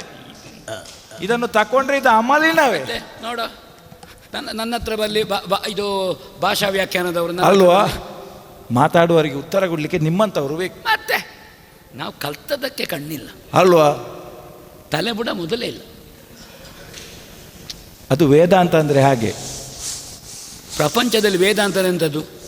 ಯಾರಿಗೂ ಅರ್ಥ ಆಗದೇ ಇದ್ದದ್ದು, ಹೇಳಿದವನಿಗೂ ಅರ್ಥ ಗೊತ್ತಿಲ್ಲದಿದ್ದದ್ದು ವೇದಾಂತ. ಆದ್ದರಿಂದ ತಿಳಿಯಲಿಕ್ಕೆ ಸಾಧ್ಯ ಇಲ್ಲದ್ದು ಅಂತ ಅದಕ್ಕೆ ಒಳ್ಳೆಯ ಶಬ್ದ ಹೇಳಿದ್ದು. ನಿಜವಾಗಿ ಅದನ್ನು ಸರಿ ಅರ್ಥ ಮಾಡಿಕೊಂಡ್ರೆ ಅದು ಆಚೆಗೂ ಅಲ್ಲ, ಇದು ಹಳೇ ಮರದ್ದ ಹೊಸ ಗಿಡದ್ದ? ಇದು ಒಂದು ಮಧ್ಯಮ ಗಿಡದ್ದು. ಯಾಕಂದರೆ ಈ ತೆಂಗಿನ ಒಂದು ಶಾಸ್ತ್ರ ಹಾಗೆ, ಅದು ತೆಂಗಾಗಲಿ ಯಾವುದೇ ಆಗಲಿ ಅದು ಬೀಜ ಬರಬೇಕು ಅಂತ ಇದ್ದರೂ ಅದು ಹಳತ್ತೂ ಆಗಬಾರದು, ತುಂಬ ಎಳತ್ತೂ ಆಗಬಾರದು. ಇದರಲ್ಲಿಯೂ ಹಾಗೆ ಒಂದು ಮಧ್ಯಮ ಗತಿಯಲ್ಲಿ ಇದ್ದದ್ರಿಂದ ತೆಗೆದದ್ದು. ಅತ್ಯಂತ ಒಳ್ಳೆಯದು ಇದು. ಮಧ್ಯಮ, ಹೌದು, ಮಧ್ಯ ಅದಾಗ್ಬೋದು. ಇದು ಮಧ್ಯ. ನಾನದೇ ಬುಡದ್ದ ತುದಿಯದ್ದ? ಇಲ್ಲ, ಮಧ್ಯ. ಇದು ಮಧ್ಯದ್ದೇ. ಇದು ಮಧ್ಯವೇ. ಮಧ್ಯವೇ ಆಗ್ಬೋದು. ಅದು ಶಾಸ್ತ್ರದಲ್ಲಿ ಉಂಟು. ಹೌದು. ಒಬ್ಬ ಹೇಳಿದನಂತೆ ತುಂಡು ತಿನ್ಬೇಡಿ. ಇಲ್ಲ, ರಸ ತಗೊಳ್ಬಹುದು. ಹೌದು. ಅದೇ ಶಾಸ್ತ್ರ ಪುಸ್ತಕದ ಕೊನೆಯ ಪುಟದಲ್ಲಿ ಉಂಟು, ಇಡೀ ಸತ್ವ ರಸದಲ್ಲಿರುವುದು, ರಸವನ್ನು ಚೆಲ್ಲಿ ತುಂಡು ತೆಕ್ಕೊಳ್ಳಿ ಅಂತ. ಮತ್ತೆ ಇನ್ನೂ ಒಂದು ರೂಢಿಯಲ್ಲಿ ಬರೇ ಸಾಮಾನ್ಯರು ಹೇಳುವ ಒಂದು ಮಾತುಂಟು, ಈ ಹಾವು ತಿನ್ನುವವರ ಊರಿಗೆ ಹೋದರೆ ಮದ್ಯದ ತುಂಡು ತಿನ್ನಬೇಕು ಅಂತ. ಅಲ್ಲಿಯೂ ಬರುವುದು ಮದ್ಯವೇ. ಹೌದು, ಹಾವಿನ ತಲೆಯಲ್ಲಿ ಮಂಡೆಯಲ್ಲಿ ಎಂಥದ್ದಿಲ್ಲ, ಬಾಲದಲ್ಲಿ ಎಂಥದ್ದಿಲ್ಲ, ಮದ್ಯ ತಗೊಳ್ಬೇಕು. ಆದ್ದರಿಂದಲೇ ಹಾಗೆ ಇದು ಆಚೆಗೂ ಅಲ್ಲ. ದೇವರಿಗೆ ಪೂಜೆ ಮಾಡುವ ಕ್ರಮಗಳು ಮಧ್ಯೆ ಮಧ್ಯೆ ಪಾನಿ ಸಮರ್ಪಯಾಮಿ, ಮದ್ಯವನ್ನು ತಗೊಳ್ಬಹುದು. ಅಲ್ಲಿಯೂ ಮಧ್ಯೆ ಮಧ್ಯೆ ಪಾನಿ ಸಮರ್ಪಯಾಮಿ, ಮಧ್ಯಂತ ಇಷ್ಟತಿ ಮಾಧವ, ಮಾಧವ ಇರುವುದೇ ಮಧ್ಯದಲ್ಲಿ. ಹಾಗಿರುವ ಮಧ್ಯ ತಗೊಳ್ಬಹುದು. ಆದಿ ಮಧ್ಯಾಂತರಹಿತ, ಆದಿ ಮಧ್ಯಾಂತ್ಯರಹಿತ. ಹೌದು ಹೌದು. ಹಾಗಿರುವಾಗ ಅಲ್ಲಿಯೂ ಮಧ್ಯವೇ ಬರುವುದು. ಮಧ್ಯಾಹ್ನ ತಗೊಳ್ಬಹುದು. ಮಧ್ಯ ಮಧ್ಯ ಶಬ್ದ ತುಂಬಾ ವಿಷಯದಲ್ಲಿ ಉಂಟು ಅಲ್ವಾ? ಇಷ್ಟು ಶಾಸ್ತ್ರ. ಮತ್ತೆ ಇನ್ನೊಂದುಂಟು ಶಾಸ್ತ್ರ, ಇನ್ನೊಂದುಂಟು ನಿಮಗೀಗ ನಾನು ಹೇಳುವುದಲ್ಲ, ಇದರಲ್ಲಿ ಪಂಚಭೂತಗಳ ತತ್ವವೇ ಅಡಕವಾಗಿ ಉಂಟು. ಹೌದಾ? ಪಾಂಚಭೌತಿಕವಾದ ಯಾವುದೆಲ್ಲ ಭೂತ? ಶಬ್ದ, ಸ್ಪರ್ಶ, ರೂಪ. ಇದರಲ್ಲಿ ನೀವು ಹೇಳಿದ್ದನ್ನು ಕೇಳಿ ನಾನೊಂದು ಅಂದಾಜಲ್ಲಿ ಹೇಳುವುದು. ಶಬ್ದ, ಸ್ಪರ್ಶ, ರೂಪ, ರಸ, ಗಂಧ, ಇದು ಪಂಚಭೂತಗಳಲ್ಲಿ ಅಡಕವಾದದ್ದು. ಈಗ ಇದನ್ನು ತಯಾರು ಮಾಡುವಲ್ಲಿ ಪ್ರಯತ್ನ ಅಷ್ಟುಂಟು. ಇದು ಹೇಗೆ ಆದದ್ದು? ಹಣ್ಣನ್ನು ತೆಗೆದು ಅದನ್ನು ಭೂಮಿಯಲ್ಲಿ ಹಾಕಿ ಒಂದಷ್ಟು ದಿವಸ ಅದು ಕೊಳೆಯುವ ಹಾಗೆ ಮಾಡಿ ಅದಕ್ಕೆ ಭೂತತ್ವವನ್ನು ಆರೋಪಿಸಿ ಅದಕ್ಕೆ ಸ್ವಲ್ಪ ಅದು ಕೊಳೆಯುವುದಕ್ಕೆ ಬೇಕಾಗಿ ಸ್ವಲ್ಪ ನೀರನ್ನು ಹಾಕಿ ಆ ಮೂಲಕವಾಗಿ ಬಂದದ್ದು. ಅಲ್ಲಿಂದ ಅಲ್ಲಿ ಏನಾಯಿತು? ಜಲತತ್ವದ ಆರೋಪ ಆಯಿತು. ಆಮೇಲೆ ಅಲ್ಲಿಂದ ಮುಂದುವರಿದರೆ ಅದನ್ನು ಬೆಂಕಿಯಲ್ಲಿ ಹಾಕುವುದು. ಬೆಂಕಿಯಲ್ಲಿ ಹಾಕಿ ಸುಟ್ಟಾಗ ಅಗ್ನಿ ತತ್ವ ಬಂತು. ಅಲ್ಲಿಂದ ಅದು ಆವಿಯಾಗಿ ಬರ್ತದೆ. ಆವಿಯಾಗಿ ಬಂದಾಗ ಅದರಲ್ಲಿ ಏನಾಯಿತು? ವಾಯುತತ್ವ ಬಂತು. ವಾಯುತತ್ವ ಆದ ಮೇಲೆ ಮತ್ತೆ ಏನು ಅಂತ ನಿಮಗೆ ಹೇಳಬೇಕಾ ನಾನು? ಮತ್ತೆ ಮೇಲೆ ಆಕಾಶವೇ ಕಾಣುವುದು ಇದರಲ್ಲಿ. ಹಾಗಾಗಿ ಇದನ್ನು ಸ್ವೀಕರಿಸಿದ್ದು ಹೌದಾದರೆ ಪಾಂಚಭೌತಿಕವಾದಂತಹ ತತ್ವವನ್ನು ಸೇರಿದ ವಿಶಿಷ್ಟತೆ ಇದರಲ್ಲಿ ಉಂಟು ಆಗಬಹುದು ಅಲ್ವಾ? ವೇದಗಳಲ್ಲಿ ಮೊದಲನೆಯದ್ದು ಋಗ್ವೇದ. ಹೌದು. ಋಗ್ವೇದದಲ್ಲಿ ಮೊದಲನೇ ಸೊಲ್ಲು ಯಾವುದು ಗೊತ್ತುಂಟ? ಅಗ್ನಿ ಮೀಳೆ ಪುರೋಹಿತಂ. ಹಾಗಾದ ಕಾರಣ ಇದು ಅಗ್ನಿಯಲ್ಲಿ ಪರಿಶುದ್ಧವಾಗಿದೆ. ಹಾಗಾದ ಕಾರಣ ಪುರೋಹಿತ ತಗೊಳ್ಬಹುದು. ಅಗ್ನಿ ಮೀಳೆ ಪುರೋಹಿತಂ, ಅದು ಋಗ್ವೇದದ ಮೊದಲ ಸೊಲ್ಲೆ ಅಲ್ಲಿಂದ ಆರಂಭ ಆಗೋದು. ಅದು ಹಾಗೆ ಅಗ್ನಿಯಲ್ಲಿ ಮಿಳಿತವಾದದ್ದು ಅಂತ ಹೇಳಿ. ಒಂದೊಂದು ಶಬ್ದಕ್ಕೆ ಎಷ್ಟೆಷ್ಟು ಅರ್ಥಗಳು ಸ್ವಾಮಿ ಇದು. ನನಗೆ ಮತ್ತೆ ಇದನ್ನು ನೋಡಿದ ಕೂಡಲೇ ಅರ್ಥ ಹುಟ್ಟುವುದು. ಇದನ್ನು ತಕೊಂಡ್ರೆ ಮತ್ತೆ ಅರ್ಥ ಇಲ್ಲ. ಹಾಗಂತ ಹೊರಡುವಾಗ ಅರ್ಥಕ್ಕೆ ಅರ್ಥ ಉಂಟು. ಮತ್ತೆ ತಾವು ಹೇಳಿದ್ದ ಅರ್ಥ ಎರಡು ಬಗೆ ಉಂಟು. ಕೆಲವರೆಲ್ಲ ಅರ್ಥ ಹುಡುಕಿಕೊಂಡು ಹೋಗುವುದು, ಕೆಲವರು ಮಾತಾಡುವಾಗ ಅದನ್ನು ಹುಡುಕಿಕೊಂಡೇ ಅರ್ಥ ಬರುವುದು. ಹಾಗಾಗಿ ನೀವು ಹೇಗೆ ಮಾತಾಡಿದ್ರು ಒಂದು ಅರ್ಥ ಬರ್ತದೆ. ವಾಚಮರ್ಥೋನು ಧಾವತಿ. ವಾಚಮರ್ಥೋನು ಧಾವತಿ.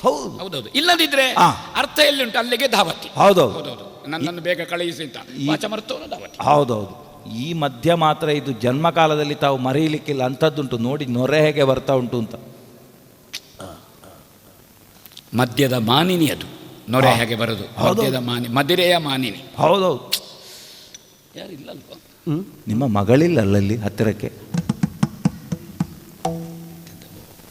ಎಂಥದ್ದು ಅರೀತಾ ಇದ್ದಾಳೆ. ಅಲ್ಲ, ಒಳಗೆ ಇರಲಿ. ಎಂಥದ್ದು ಅರೀತಾ ಇದ್ದಾಳೆ. ನೀವಿನ್ನು ಜೋರು ಬೊಬ್ಬೆ ಹಾಕಿ ಕರಿಬೇಡಿ. ಅವಳು ಇತ್ತೀಚೆಗೆ ಸ್ವಲ್ಪ ಹಾಡಲಿಕ್ಕೆ ಕಲ್ತಿದ್ದಾಳೆ.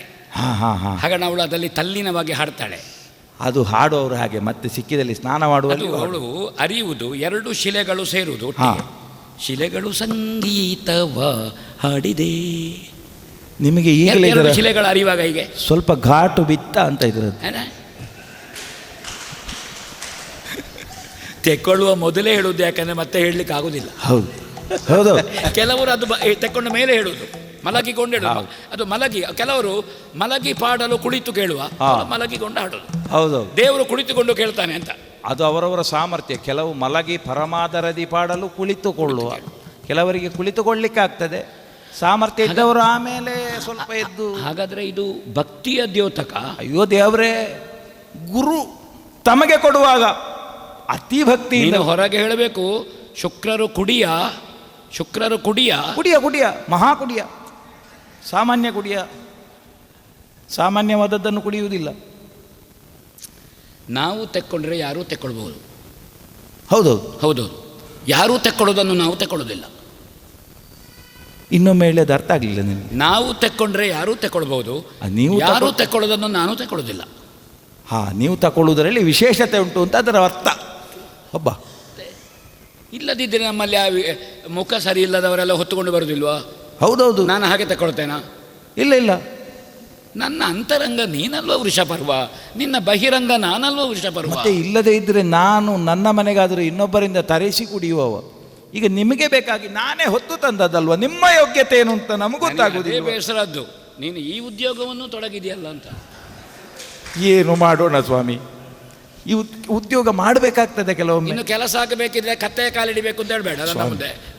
ನೀವು ಎಂಥದಕ್ಕೂ ದಕ್ಷಿಣೆ ಮಾಡುವ. ನೀವು ಹಾಗೆ ಆ ಹೆಸರು ಹೇಳುವುದು ಬೇಡ. ನಾನೇ ಹೇಳಿದ್ದು, ನೀನು ಅದನ್ನು ಹೇಳುದು ಬೇಡ ಅಂತ. ಹಾಗಾದ್ರೆ ನಾವು ತಗೊಳ್ಳೋದ? ನಾವು ಅಂದ್ರೆ ನಾನೇ, ನೀವೇ. ಅದನ್ನು ಹೇಳುವ ಕ್ರಮ. ನಾವು ದೂರದಲ್ಲಿ ನಾವು ತಗೊಳ್ಳೋದಾ? ಸ್ವಾಮಿ ಉಳಿಲಿಕ್ಕಿಲ್ಲ. ಸ್ವಾಮಿ, ಭಕ್ತಿಯಿಂದ ವೃಷಪರ್ವ ಕೊಡುವಂತಹ ಈ ಮಧುಪಾನದ ಸೇವೆ, ಇದನ್ನು ಸಂತೋಷದಿಂದ ಸ್ವೀಕರಿಸಬೇಕು.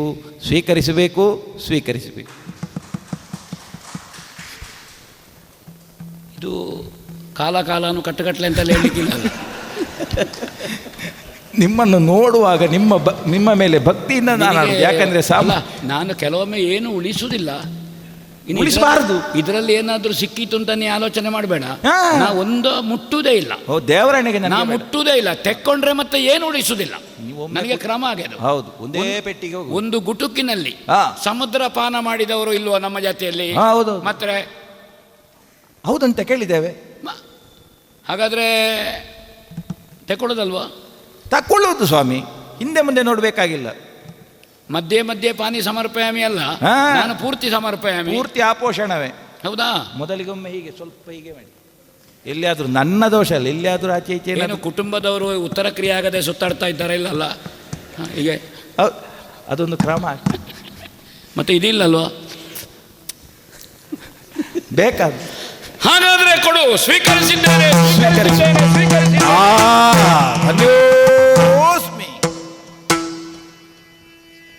ಇಷ್ಟು ಸ್ವಾಮಿ, ಇಷ್ಟು ಬೇಗ?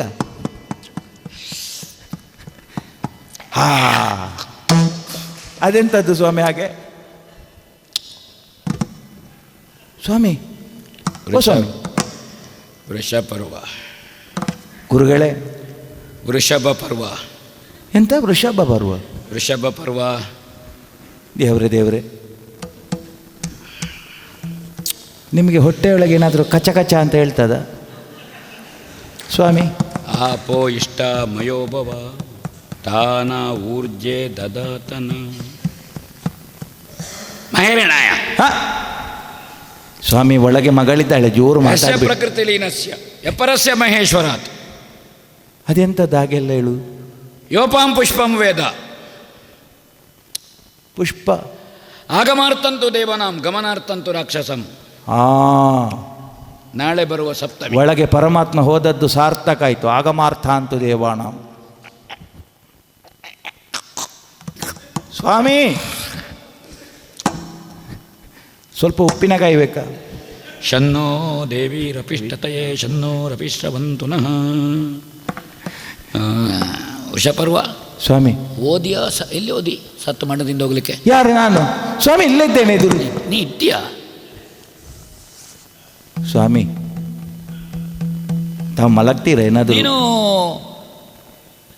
ನಾನು ವೃಷಪರ್ವ. ವೃಷಪರ್ವ ನಿನ್ನ ಅಪ್ಪ ಅಲ್ವಾ? ಅಯ್ಯೋ ದೇವರೇ, ವೃಷಪರ್ವನ ಇದೆಷ್ಟು?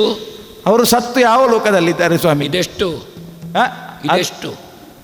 ಅದು 5.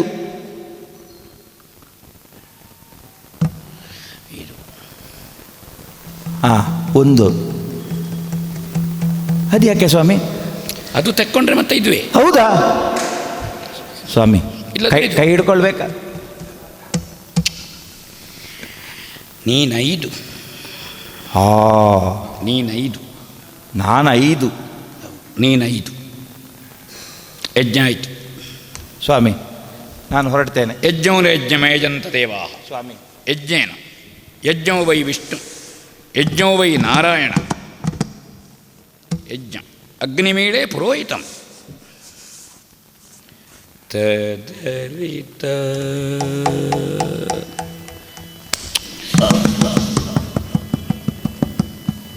ಹಸಿವೆ ಆಗೋದು, ತಡಿಲಿಕ್ಕಾಗೋದಿಲ್ಲ. ಬಾ ಉರಿ.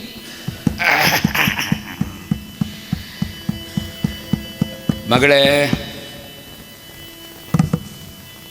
ದೇವಯಾನಿ, ಓ ದೇವಯಾನಿ, ಮಮ್ಮ ಗಗಳೇ ಮಗಳೇ. ಅವ ಬಂದೋದ್ನ? ಅವ ಬಂದ್ರೆ ಹೀಗೆ ಆಗುದು. ಇದು ಹೊಸ್ತಲ್ಲ. ಅವನು ಇವಳು ಸರಿ ಗಾಮ ಪಾದನಿ ಸಾ.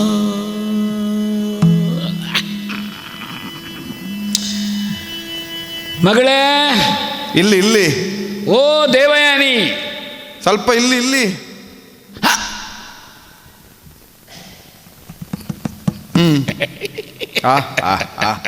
ಛೇ.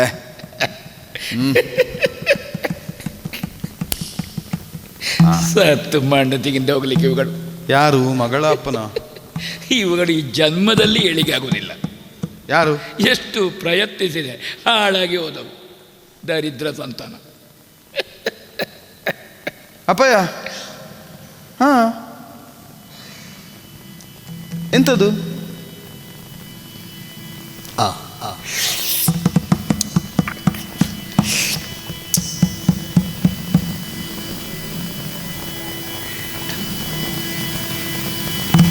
ಊಟ. ಅನ್ನಮತಾನ್ ಮೋದನವತಾನ್ ಮಾಮಿಕ್ಷವತಾನ್. ಛೇ. ಅನ್ನ. ಅನ್ನ. ಅನ್ನಮಯದಿಂದಲೇ ಪ್ರಾಣಮಯ, ಪ್ರಾಣಮಯದಿಂದಲೇ ಮನೋಮಯ, ಮನೋಮಯದಿಂದಲೇ ಜ್ಞಾನಮಯ, ಜ್ಞಾನಮಯ ಮತ್ತೆ ಮಯಮಯ. ಮಯ. ಈಗ ಗೊತ್ತಾಗ್ತಾ ಇದೆ ನನಗೆ. ಯಾವುದಿಲ್ಲ. ಎಲೆ ಇಟ್ಟಿಯಾ? ಎಲೆ ಇಟ್ಟಿಯಾ? ಇಲ್ಲ, ತಿಂದೆ. ತಿಂದೆ. ಎಲ್ಲ ತಿನ್ನುವುದಕ್ಕಿರುದಲ್ವ? ಅದು ಸುಣ್ಣ ಹಾಕಿ ತಿನ್ಲಿಕ್ಕಿರುವುದು. ಮತ್ತೆ ಯಾವ ಎಲೆ ಕೇಳಿ? ಊಟ ಆಗಿ. ನೀವು ಯಾವ ಎಲೆ? ಊಟ ಊಟ ಊಟ. ಹಸಿವು ತಡೆಯಲಿಕ್ಕಾಗೋದಿಲ್ಲ. ಇನ್ನು ಬೆಂಕಿ ಬೇಕಾ? ಬೆಂಕಿ ಬೆಂಕಿ. ಹೌದಾ? ಉದರಾಗ್ನಿ ಬಾಧಿಸುತ್ತಿದೆ. ಸ್ವಲ್ಪ ಈಚೆ ಬನ್ನಿ. ಎಲೆ ಈ ಅಗ್ನಿಯೇ ಶಾಂತನಾಗು. ಶಾಂತನಾಗು ಅಗ್ನಿಯೇ ಶಾಂತನಾಗು. ಅಗ್ನಿ ಶಾಂತಿ ಆಗ್ತಾ ಉಂಟಾ? ಅಗ್ನಿ ಶಾಂತಿ ಆಗ್ತಾ ಉಂಟು. ಉದಕ ಶಾಂತಿ ಆಯ್ತಾ? ಉದಕ ಶಾಂತಿ. ಮಧ್ಯೆ ಮಧ್ಯೆ ಪಾನಿ ಸಮರ್ಪಯಾಮಿ. ಮದ್ಯಪಾನೀಯ ಮಧ್ಯೆ ಮಧ್ಯೆ ಇದು ಪಾನಿ ಸಮರ್ಪಯಾಮಿ. ಆಗಿದೆ, ಗೊತ್ತಾಗಿದೆ ನನಗೆ. ಮದ್ಯಪಾನೀಯ ಸಮರ್ಪಯ ಆಗಿದೆ ಅಂತ. ಸ್ವಲ್ಪ ಈಚೆ ಬನ್ನಿ. ಸರಿದು ನಿಲ್ಲಿ. ಆಚೆ ಈಚೆ ನೋಡುತ್ತೇನೊಮ್ಮೆ. ಪರಿಗಿದಿ ಎಡಬಲ ದೇವಯಾನಿಯು. ಸರಿ ಉಂಟಾ ಎಡಬಲ?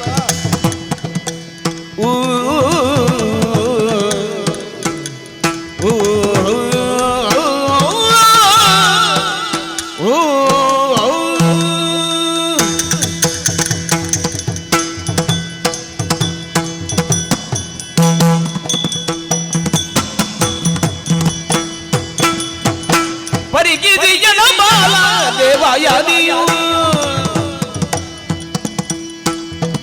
ಕಚನಿರದಿರೆ ಕರೆಯುತ್ತ ಶಶಿಮುಖಿಯು ಕಚ ಇರದಿರೆ ಕರೆಯುತ್ತ ಶಶಿಮುಖಿಯು ಬರಲಿಲ್ಲ ಮಾಡಿ ಕಳುಹಿದ್ದೆಯ ಬೀತ ಬರಲಿಲ್ಲ ಮಾಡಿ ಕಳುಹಿದ್ದೆಯ ಬೀತ ಅರುವಾದ ಬಾರದೆ ಬರ ನಿಶ್ಚಯ ಪರಿಗಿದೆಯ ಡಮಲ ದೇವಯಾದಿಯು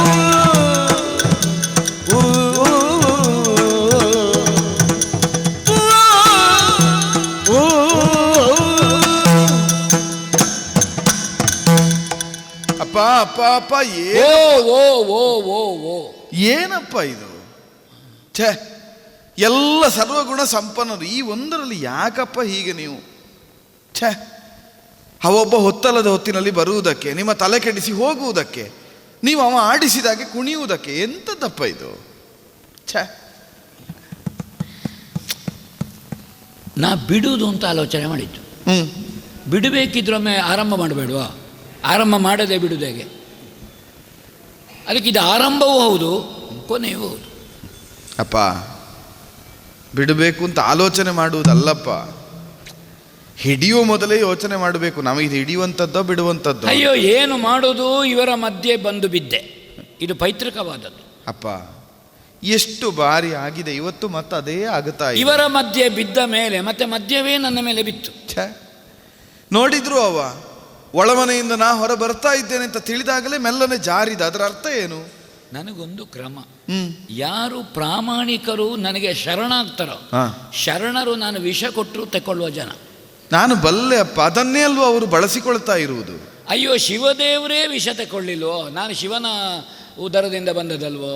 ಹೌದು, ಅದನ್ನೇ ಆಡಿದ್ದು. ನಾನು ನಿಮ್ಮನ್ನು ವಿಷಕಂಠ ಅಲ್ಲ, ವಿಷೋದರ ಮಾಡುವುದಕ್ಕೆ ಹೊರಟ ಪಾಪಿಗಳವರು. ಮತ್ತೆ ಏನಾಯ್ತು ಅಂದ್ರೆ ಅದುವೇ ನನ್ನನ್ನು ತೆಕ್ಕೊಳ್ಳೋದು. ನಾ ಬೇಡ ಹೇಳಿದ್ರು. ಛೇ, ಮೊದಲು ಹೇಳುದು ಬೇಡ ಬೇಡ ಬೇಡ ಅಂತ ತೆಕ್ಕೊಳ್ಳೋದು. ತೆಕ್ಕೊಂಡ ಮೇಲೆ ಅದುವೇ ಇವನನ್ನು ತೆಕ್ಕೊಳ್ತಾರೆ. ಗುರುವಾದವನು ಶಿಷ್ಯನಿಗೆ ಸೋಲಬೇಕು, ಹೀಗ ಸೋಲುವುದಪ್ಪ. ನಾ ಸೋಲಿಲ್ಲ, ನಾ ಗೆದ್ದೆ. ಛೇ, ಇಂಥದ್ದಪ್ಪ ಗೆದ್ದೆ. ಅವನಿಗೆ ಏನಿಲ್ಲದಾಗೆ ಮಾಡಿದ್ದೇನೆ. ಕಾದು ಕೂತಿದ್ದಾನೆ ಹೀಗೆ ಮಾಡಿ. ಎಲ್ಲಿಯಾದ್ರೂ ಒಂದು ಹನಿ ಕೆಳಗೆ ಬಿದ್ದರೆ ಹೀಗೆ ಮಾಡ್ಬೋದು ಅಂತ ಅರ್ಥ ಇದ್ದ. ಒಂದು ಹನಿ ಭೂಮಿಗೆ ಬೀಳದಾಗೆ. ಮತ್ತೆ ನೀವು ಗೆದ್ದದ್ದೆಂತ, ನೀವು ಬಿದ್ದದ್ದು. ಅವ ಗೆದ್ದು ಬೀಗಿ ಹೋಗುತ್ತಾ ಇದ್ದಾನೆ ನೋಡಿ ಅಲ್ಲಿ. ಹೋದನ ಸತ್ತ ಮಣ್ಣನಿಂದ ಹೋಗಲಿ ಅಪ್ಪ. ಒಂದು ಮಗಳೇ, ಇದರಲ್ಲಿರುವ ಆನಂದ ಉಂಟಲ್ಲ, ನನಗೆ ಯಾವುದೂ ನೆನಪಾಗೋದಿಲ್ಲ. ನೆನಪಾಗದಷ್ಟು ಒಂದು ಆನಂದ ಉಂಟು. ಅದು ಹಾಗೆ ಅಪ್ಪ.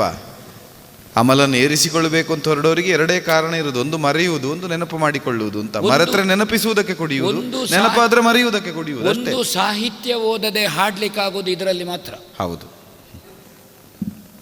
ಇದಕ್ಕೆ ಶ್ರುತಿಯೂ ಬೇಡ, ಬೇಡ ಮದ್ದಳೆಗಾರನೂ ಬೇಡ, ಹೌದು, ಕೈಯಲ್ಲಿ ತಾಳವೂ ಬೇಡ, ಏನು ಬೇಡ. ಹೌದು. ಇದು ಮತ್ತೆ ಎಂತಹ ವೃದ್ಧನಿಗೂ ಇದರಲ್ಲಿ ವಾರ್ಧಕ್ಯ ಬರುವುದಿಲ್ಲ.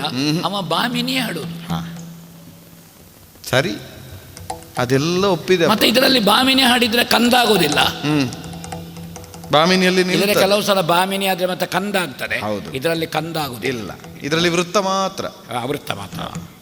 ಅಪ್ಪ, ನನಗೆ ನಿಮ್ಮನ್ನು ನೋಡುವಾಗ ಬೈಬೇಕೋ ಅಲ್ಲ ನಿಮ್ಮನ್ನು ಎತ್ತಿ ಆಧರಿಸಬೇಕು ಒಂದು ಅರ್ಥ ಆಗುವುದಿಲ್ಲ. ನೀನು ಎಂತ ಮಾಡಿದ್ರು ನನಗೆ ತೊಂದರೆ ಇಲ್ಲ, ನನ್ನ ಮಗಳಲ್ವ ನೀನು. ಯಾಕೆ ನಿಮ್ಮನ್ನು ಬೈಯಬೇಕು ಅಂತಾದರೆ ನೀವು ಮೊದಲನಾಗಿರಬೇಕು, ಪ್ರತಿಯಾಗಿ ನನಗೆ ಸ್ಪಂದಿಸುವ ಹಾಗೆ. ಈಗ ನಿಮ್ಮನ್ನು ನೋಡಿದರೆ ಛೇ ಅಪ್ಪ, ನನಗೂ ಬೇಡ ಇತ್ತು ಅಂತ ಕಾಣುತ್ತದೆ, ಆದರೆ ಹೊಟ್ಟೆ ಒಳಗೆ ಹೋಗಿ ಆಯಿತು. ಅಪ್ಪ, ನನಗೆ ಗೊತ್ತಾಯ್ತು ಯಾಕೆ ಹೀಗಾಯಿತು ಅಂತ. ಒತ್ತಿಗೆ ಅವ ಇಲ್ಲದೇ ಇರುವುದೇ ಕಾರಣ. ಅವ ಇದ್ದಾಗ ಅವರು ಬರುವುದಿಲ್ಲ. ಯಾಕೆ? ಅವ ಸಾಕ್ಷಿಯಾಗಿ ನಿಲ್ಲುತ್ತಾನೆ. ಅದಕ್ಕೆ ನೀನು ಅವನನ್ನು ಹೊರಗೆ ಕಳಿಸೋದು, ಆವಾಗ ಇವಾಗ ಬರೋದು. ತಪ್ಪು ನಿನ್ನದು. ಅವನನ್ನು ಹೊರಗೆ ಕಳಿಸೋದು ಯಾಕೆ? ನನಗೆ ಇವ ಬರುವುದು. ಇವ ಬರುವಾಗ ಅಪರೂಪದಲ್ಲಿ ತಲೆಯಲ್ಲಿ ಹೊತ್ತುಕೊಂಡು ಬರುವುದು, ದೇವರನ್ನು ಹೊತ್ತುಕೊಂಡು ಬಂದಾಗೆ. ಗುರುಗಳೇ, ನಿಮಗೆ ಬೇಕಾಗಿ ಬಂದದ್ದು ಇದು ಪಂಚನದಿಯಿಂದ ಸಂಗ್ರಹಿಸಿದ ತೀರ್ಥದ ಹಾಗೆ ಹೇಳುವಾಗ ನಾನು ಶರಣಾಗತ ವತ್ಸಲ ಅಲ್ವೇನೆ. ಅವ ಶರಣಾದರೆ ಮತ್ತೆ ನಾನು ವತ್ಸಲನಾಗಿ ಕಾಣೋದು.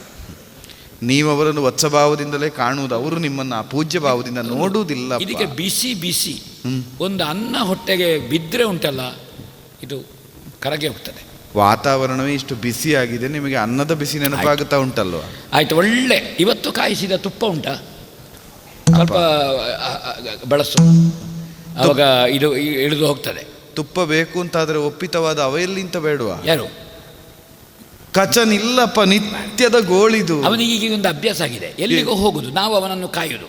ಕಾಯುವವರು ಇದ್ದಾರೆ ಅಂತಾದರೆ ತಡ ಮಾಡಲಿಕ್ಕೆ ಎಲ್ಲರೂ ತಯಾರಿದ್ದಾರೆ, ಕಾಯುವವರು ಇಲ್ಲ ಅಂತಾದರೆ ಎಲ್ಲರೂ ಬೇಗ ಬರ್ತಾರೆ, ಅಷ್ಟೇ.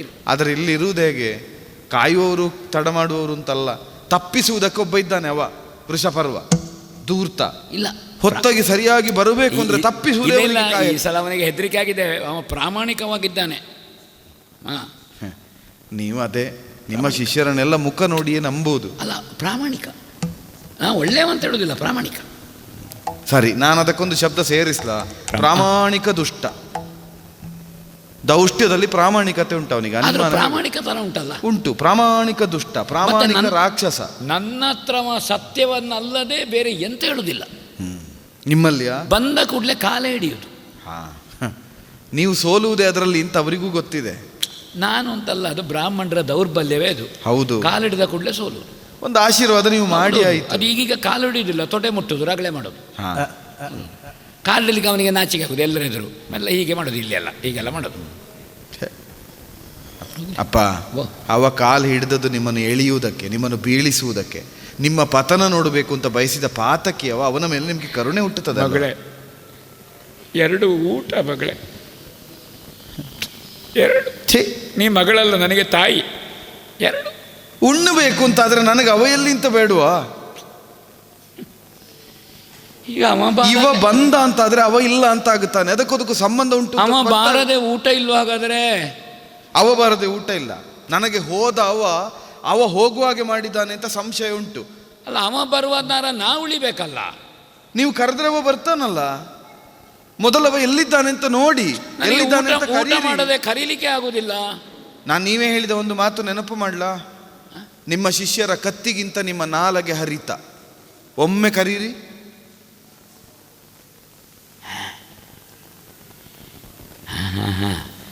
ಕತ್ತಿಗಿಂತ ನಾಲಗೆ, ನಿಮ್ಮ ನಾಲಗೆ ಹರಿತ.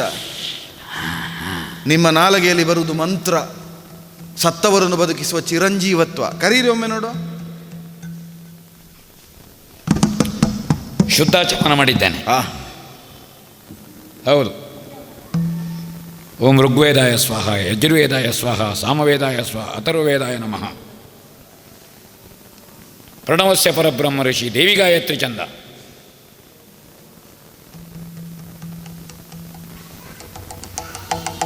ಓ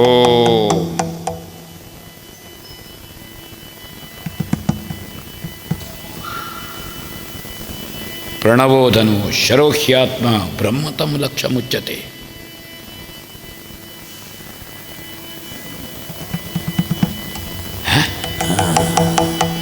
ಎಲ್ಲ ಎಲ್ಲ ಏನಾಯ್ತಪ್ಪ? ನಿಮ್ಮ ಮುಖಭಾವ ಬದಲಾಗುತ್ತಾ ಇದೆ, ಏನಾಯ್ತು?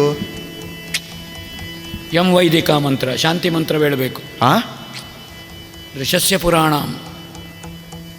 ಎಲ್ಲಿದ್ದಾನೆ? ಇಂದ್ರಂ ಯಮಂ ಮಾತರಿಶ್ವ. ಅಬದ್ಧ ಮಾತಾಡಬೇಡಿ. ಎಲ್ಲಿ? ಯಥೋ ಭ್ರಷ್ಟ ತಥೋ ಭ್ರಷ್ಟ. ಛೆ, ಎಲ್ಲಿಪ್ಪ ಕಚ? ಎಲ್ಲಿದ್ದಾನೆ?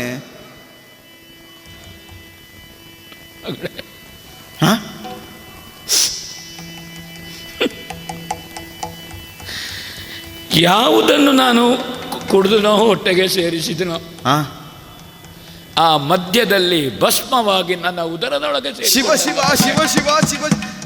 ಕಡು ದುಷ್ಟ ಅಂತ ನಾನು ಹೇಳಲಿಲ್ವ ನಿಮಗೆ?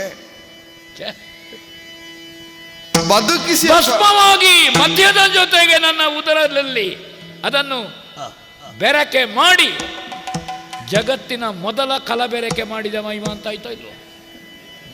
ಇನ್ನು ಸಂತಾನ ಮುತ್ತಿ ಹೋಗ್ಲಿಕ್ಕೆ ಒಂದು ಇತಿಹಾಸ ಆಯ್ತಲ್ಲ. ಮೊದಲು ಕಲಬೆರಕೆ ಮಾಡಿದ್ಯಾರು? ಕುಡಿಯುವುದ ಇವನೇ ಪಾಪಿ. ಹೇಗಾದ್ರೂ ಬದುಕಿಸಿಯಪ್ಪ. ಹಾಗಾದ್ರೆ ಏನು ಮಾಡೋದು? ಅಪ್ಪ, ಸಿಟ್ಟು ಬಂದದ್ದು ಹೌದು, ಆದ್ರೆ ವಿವೇಕ ಉಂಟು. ಹೌದು. ಸಂಜೀವನ ಮಂತ್ರವನ್ನು ಉಚ್ಚರಿಸಿದ್ದೇನೆ.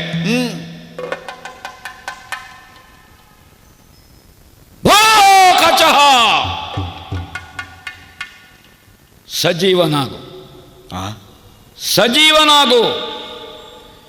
ಎಲ್ಲಿ ಇದ್ರು ಗುರುಗಳೇ ಅಂತ ಒಳಗಿಂದ ಕೇಳ್ತಾ ಉಂಟು. ನಿಮ್ಮೊಳಗಿದ್ದಾನೆ, ಹೊರಬರುವುದೇ ಹೇಗಪ್ಪ? ಮಗಳೇ, ಹೊರ ಬರಬಹುದು ಮಗಳೇ, ಹೊರ ಬರಬಹುದು.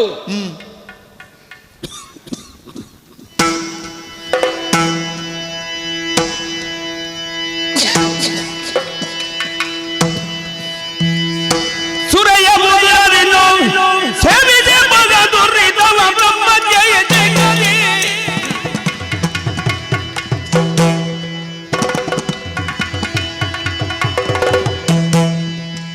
ನನಗ ಭಯವಾರ ಆಗಲಿ.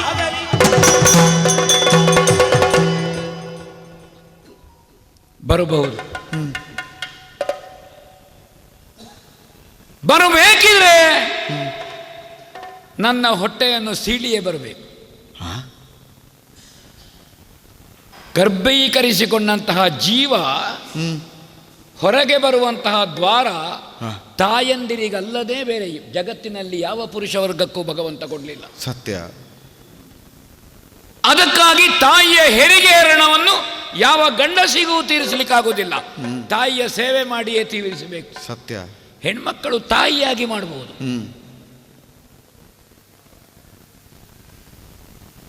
ಮಗಳೇ,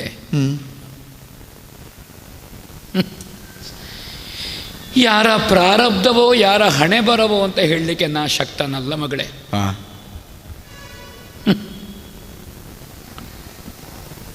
ನನ್ನ ನಿನ್ನ ಒಡನಾಟವೋ ಬಾಂಧವ್ಯವೋ ಶಬ್ದಗಳಿಲ್ಲಮ್ಮ. ಸತ್ಯ. ನಿನ್ನನ್ನು ಹೆತ್ತವಳು ನನ್ನ ಮಡಿಲಿಗೆ ಹಾಕಿ ಹೊರಟು ಹೋದ್ಲು.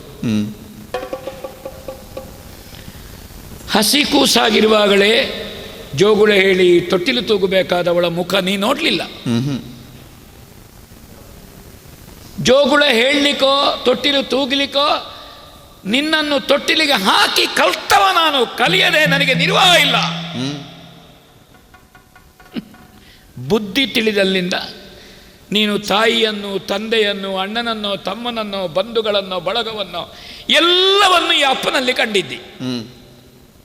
ಅಮ್ಮ ಅಂತ ಕರೆದ್ರು ಓ ಹೇಳುವುದು ನಾನೇ, ಅಣ್ಣ ಅಂತ ಕರೆದ್ರು ಓ ಹೇಳುವುದು ನಾನೇ, ತಮ್ಮ ಅಂತ ಕರೆದ್ರು ಮಾತಾಡೋದು ನಾನೇ, ತಂಗಿ ಅಂತ ಕರೆದ್ರು ಮಾತಾಡೋದು ನಾನೇ. ನನಗೆಲ್ಲ ನೀವೇ. ನನಗೆ ಸರ್ವಸ್ವವು ನೀನು. ಅದು ಬಿಟ್ಟರೆ ಮತ್ತೊಂದಿಲ್ಲ. ಆದರೆ ಭಗವಂತನ ಸಂಕಲ್ಪವನ್ನು ಹೇಳಲಿಕ್ಕೆ ನಮಗೆ ಎಷ್ಟು ಹುಡುಕಿದ್ರು ಎಷ್ಟು ಶೋಧಿಸಿದ್ರು ನಮಗೆ ನಾಳೆ ಏನು ಅಂತ ನಾವು ತರ್ಕಿಸಬಹುದು. ಆದರೂ ಕಂಡವರ ಆಶೆ ಇಟ್ಟುಕೊಳ್ಬಹುದು, ಹೀಗಾಗಬೇಕು ಅಂತ. ಎಣಿಸಿದ್ದು ಆಗುವುದಿಲ್ಲ ಮಗಳೇ. ಆಗುವುದನ್ನು ನಾವು ಎಣಿಸಿರುವುದಿಲ್ಲ. ಇದು ಬದುಕು. ಆದರೆ ಕೆಲವೊಮ್ಮೆ ನಾವು ಹೇಳುತ್ತೇವೆ, ಅವನಿಗೆ ಎಲ್ಲ ಭಾಗ್ಯ ಸರ್ವಸ್ವವನ್ನು ಭಗವಂತ ಕೊಟ್ಟ, ಆದರೆ ಆರೋಗ್ಯ ಕೊಡಲಿಲ್ಲ. ಎಲ್ಲವನ್ನು ಕೊಟ್ಟಿದ್ದಾನೆ, ಸರ್ವಸ್ವವನ್ನು ಕೊಟ್ಟಿದ್ದಾನೆ, ಸಂತಾನ ಕೊಡಲಿಲ್ಲ. ಸಂತಾನ ಕೊಟ್ಟಿದ್ದಾನೆ, ಎಲ್ಲವನ್ನು ಕೊಟ್ಟಿದ್ದಾನೆ, ಆದರೆ ಅನುಭವಿಸಲಿಕ್ಕೆ ಆಯುಷ್ಯ ಕೊಡಲಿಲ್ಲ. ಹಾಗಾದರೆ ಒಂದು ಊನ ಭಗವಂತ ಒಬ್ಬ ಮನುಷ್ಯನ ಬದುಕಿನಲ್ಲಿ ಇಟ್ಟೇ ಹೋಗ್ತಾನೆ. ಎಲ್ಲ ಅನುಕೂಲಗಳುಂಟು, ಎಲ್ಲ ಉಂಟು, ಆದರೆ ನಿಜವಾಗಿ ಅನುಕೂಲವಾಗಿರಬೇಕಾದ ಹೆಂಡತಿ ಇಲ್ಲ ಅಂತ ಹೇಳ್ತಾನೆ ಮತ್ತೊಬ್ಬನಿಗೆ. ಯಾವುದು ಕಳ್ಕೊಂಡಂತೆ, ನಿನ್ನ ಬದುಕಿನಲ್ಲಿ ಯಾವುದೂ ಇಲ್ಲದಂತೆ, ನಿನಗೆ ಔದಾಸೀನ್ಯವೋ, ನಿನಗೆ ಬೇಸರವೋ, ನೋವೋ, ದುಃಖವೋ ಯಾವುದೂ ಬಾರದಂತೆ ನಿನ್ನನ್ನು ಸಂತೋಷವಾಗಿಡುವುದೇ ನನ್ನ ಬದುಕಿನ ಚರಮ ಲಕ್ಷ್ಯ, ಬಿಟ್ಟರೆ ಬೇರೆ ಎಂಥದ್ದಿಲ್ಲ. ಹೌದಪ್ಪ. ಈಗ ಸೋತೆ ಮಗಳೇ ನಾನು. ಯಾಕಪ್ಪ? ನನ್ನ ಗೃಹಸ್ಥಾಶ್ರಮದಲ್ಲಿ ನಿನಗೆ ತಂದೆಯಾಗಿ ನಾ ಸೋತನೋ ಅಂತ ಅನ್ನಿಸ್ತದೆ. ಹಾಗ ಆಡಬೇಡಿ ಅಪ್ಪ. ಎರಡು ಭಾಗ್ಯ ಸಂಪನ್ನತೆ ನಿನಗಿಲ್ಲ.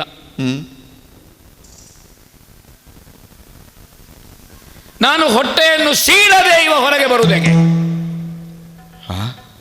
ಅಲ್ವಾ? ಉದರವನ್ನು ಸೀಳಿದ್ರೆ ನಾನು ಏನಾಗ್ತೇನೆ ಅಂತ ನಿನಗೆ ಗೊತ್ತುಂಟು. ಆಡಬೇಡಿ. ಆಯ್ಕೆ ನಿನ್ನದ್ದು, ಆಯ್ಕೆ ನಿನ್ನದ್ದು. ಹೊಟ್ಟೆಯನ್ನು ಸೀಳದೆ ಅವ ಬರುವುದಿಲ್ಲ. ನೀವು ಉಳಿಬೇಕು ಅಂತಾದ್ರೆ ಅವ ನಿಮ್ಮ ಹೊಟ್ಟೆಯಲ್ಲಿ ಜೀರ್ಣ ಆಗಬೇಕು. ಗಂಡ ಬೇಕೋ ಮಗ ಬೇಕೋ ಅಂತ ಯಾವ ಕುಟುಂಬದಲ್ಲಿ ಅದು ಆಗಬಾರ್ದು. ಆ ಕಾರಣದಿಂದ ಹೇಳೋದು. ತೀರ್ಮಾನ ನಿನಗೆ ಬಿಟ್ಟಿದ್ದೇನಮ್ಮ. ನೀ ಹೇಳಿದಾಗೆ ನಡ್ಕೊಳ್ತೇನೆ ಅಪ್ಪ. ನಾ ಬೇಕು. ನಿನಗೆ ಕಚನ ಒಡನಾಟ ಇಲ್ಲ. ಕಚನ ಒಡನಾಟ ನಿನಗೆ ಬೇಕು. ಅದನ್ನು ಕಣ್ಣು ತುಂಬಿಸಿಕೊಳ್ಳಿಕ್ಕೆ ನಾನಿಲ್ಲ. ಅಪ್ಪ, 2 ಕಣ್ಗಳನ್ನು ಆಯ್ಕೆಯಾಗಿಟ್ಟು ಯಾವುದಾದ್ರೂ ಒಂದು ಕಣ್ಣನ್ನು ಆಯ್ದುಕೋ, ಮತ್ತೊಂದು ಕಣ್ಣು ನಿನಗೆ ಸಿಗುವುದಿಲ್ಲ ಅಂತ ಆಯ್ಕೆ ಕೊಟ್ಟ ಹಾಗೆ ಕಾಣಿಸ್ತಾ ಇದೆ. ಒಂದೋ ನಿಮ್ಮನ್ನು ಉಳಿಸಿಕೊಳ್ಳುವುದಕ್ಕೆ ಅವನನ್ನು ಬಿಡಬೇಕು, ಇಲ್ಲ ಅವನನ್ನು ಪಡೆಯುವುದಕ್ಕಾಗಿ ನಿಮ್ಮನ್ನು ಕಳೆದುಕೊಳ್ಳಬೇಕು. ನೀನು ನೋಡುತ್ತಾ ಇರಬೇಕು ನನ್ನನ್ನು ಅಂತಾದರೆ ನಿನ್ನನ್ನು ಕುಣಿಸುವ ಇಲ್ಲ. ನೀನು ಅವನ ಕಣ್ಮಣಿಗೆ ರೆಪ್ಪೆಗೆ ಕುಣಿದುಕೊಂಡಿರಬೇಕು ಅಂತಾದರೆ ನನ್ನನ್ನು ನೋಡುವ ಭಾಗ್ಯ ಇಲ್ಲ. ಅಪ್ಪ, ನೀವು ಹಸು ತೊರೆದ್ರೆ ನಾನು ಬದುಕುತ್ತೇನೋ ಹೇಳಿ? ತೊರೆದ ರಸು ಬಾಳಿ ಕೊಂಬುವಳಲ್ಲ. ಪರಮಸಕ ನವ ಬರದೆ ನಾವು ಉಂಬುವಳಲ್ಲ. ಆಶ್ರಮಕ್ಕೆ ಕಚ ಬಂದ ಮೇಲೆ ಒಂದು ದಿನ ಆದರೂ ಕಚನಿಲ್ಲದೆ ತುತ್ತನ್ನವನ್ನು ನಾವು ಉಂಡವಳಲ್ಲ. ನಿಮ್ಮ ನಗಲಿ ಅರೆ ಕ್ಷಣ ನಾ ಬದುಕುವಳಲ್ಲ.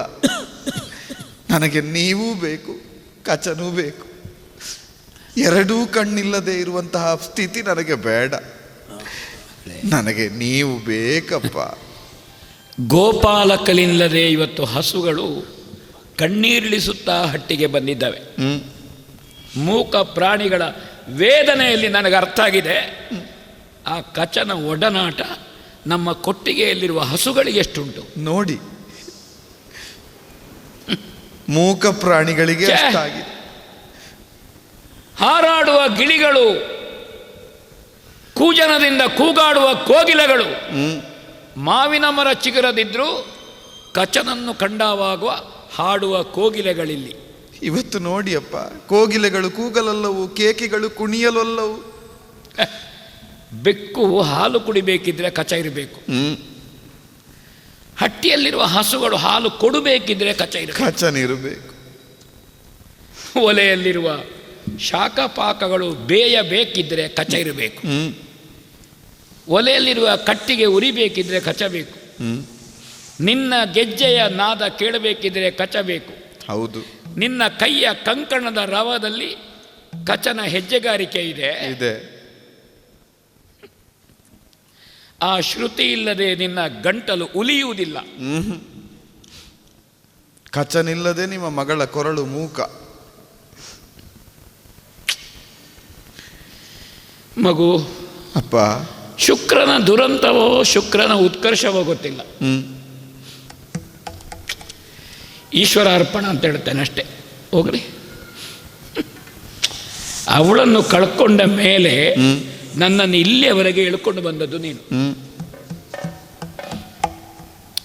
ಇನ್ನು ಎಲ್ಲಿಗೆ ನಾನು ಎಳೆದಾಡ್ತಾನೆ ಅಂತ ಗೊತ್ತಿಲ್ಲ. ಇದೊಂದು ಅಭ್ಯಾಸ ಉಂಟಲ್ಲ ಮಗಳೇ. ಹೌದು, ನನಗೆ ಅರ್ಥ ಆಯಿತು. ನಿನ್ನನ್ನು ಸಂತೋಷಪಡಿಸುವುದೇ ನನ್ನ ಪರಮೋದ್ದೇಶ. ಸತ್ಯ. ನನ್ನ ಸಾಧನೆ, ನನ್ನ ಅಧ್ಯಯನವೋ ಅಭ್ಯಾಸವೋ ಯಾವುದಕ್ಕೂ ಅಲ್ಲ. ನನ್ನ ಇಡೀ ಬದುಕು ನಿನ್ನ ಕಣ್ಣಿನಲ್ಲಿ ಸಂತೋಷವನ್ನು ಕಣ್ಣೀರಲ್ಲದೆ ನಿನ್ನ ಬದುಕು ಹಸನಾಗುವುದೇ ನನ್ನ ಆಧ್ಯಾತ್ಮಿಕ ಕೃಷಿ. ಹೌದು, ನಿಮ್ಮ ಮಗಳಪ್ಪ. ಹೌದು. ಹಾಗಾದ್ರೆ ನಿನ್ನ ಕಣ್ಣಿನಲ್ಲಿ ನೀರು ತರಲಿಕ್ಕೆ ಕಾರಣ ಯಾರು? ದುಷ್ಟರಾದಂತಹ ಆ ವೃಷಪರ್ವಾದಿಗಳು ಯಾರಿದ್ದಾರೆ? ಈ ಯಜ್ಞ ತೊಡಗಿದ್ದು ದೇವಲೋಕದಲ್ಲಿ ಸ್ವಾಧೀನೀಕರಣ ಮತ್ತು ದೇವಲೋಕದಲ್ಲಿ ಶಾಶ್ವತವಾದ ಸ್ಥಾನಮಾನ. ಇವತ್ತಿನಿಂದ ಈ ರಾಕ್ಷಸರಿಗೆ ದೇವಲೋಕದಲ್ಲಿ ಶಾಶ್ವತವಾದಂತಹ ಇಂದ್ರ ಪದವಿ ದಕ್ಕದೆ ಹೋಗಲಿ. ಆದ್ರೆ ಅವರು ತಂದದ್ದನ್ನು ಕುಡಿದವರು ನೀವೇ ಅಲ್ವಾ? ಅವರಿಗೆ ಇಂದ್ರ ಪದವಿ ಇಲ್ಲ. ಹೌದು ಹೌದು, ಇಂದ್ರ ಪದವಿ ಇಲ್ಲ.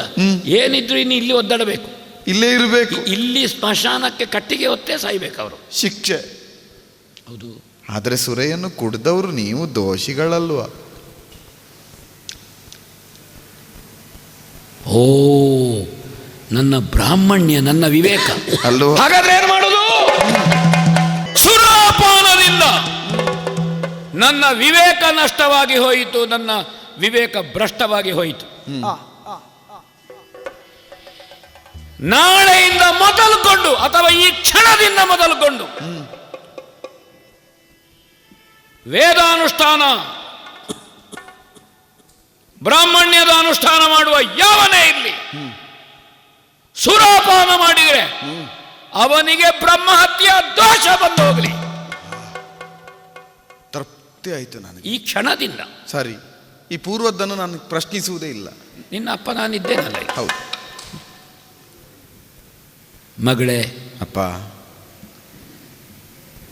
ನಿನ್ನ ಮುಖದಲ್ಲಿ ಸಂತೋಷ ತರುವುದು ನನ್ನ ಉದ್ದೇಶ. ಒಂದು ಕಣ್ಣು ಕಣ್ಣಲ್ಲ ಅಂತ ನೀನು ಹೇಳಿದ್ದಿ. ನೀವಿಲ್ಲದೆ ನಗುವಿಲ್ಲ, ಅವಬಾರದೆ ನನ್ನ ಮುಖದಲ್ಲಿ ಅರಳುವುದಿಲ್ಲ. ಮನೆಯೊಳಗೆ ನಿತ್ಯಾನುಷ್ಠಾನ ಮಾಡುವ ಭಗವಂತ ಇಲ್ವಾ? ಇದ್ದಾನೆ. ಸತ್ಯಂ ಶಿವಂ ಸುಂದರಂ. ಹೌದು. ಹೌದಾ? ಹೌದು. 4 ಬಿಲ್ವ ಪತ್ರ ಎಗೆದ್ರು ಆ ದೇವರ ತಲೆಗೆ ಹಾಕು. ನಿನ್ನ ಮುಖದಲ್ಲಿ ಸಂತೋಷ ನಾ ತರಿಸ್ತೇನೆ.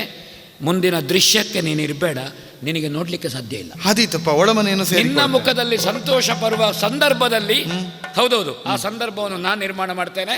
ಶಿವ ದೊಡ್ಡವ. ಧನ್ಯೋಸ್ಮಿ, ನಾ ಒಳಗಿರ್ತೇನಪ್ಪ.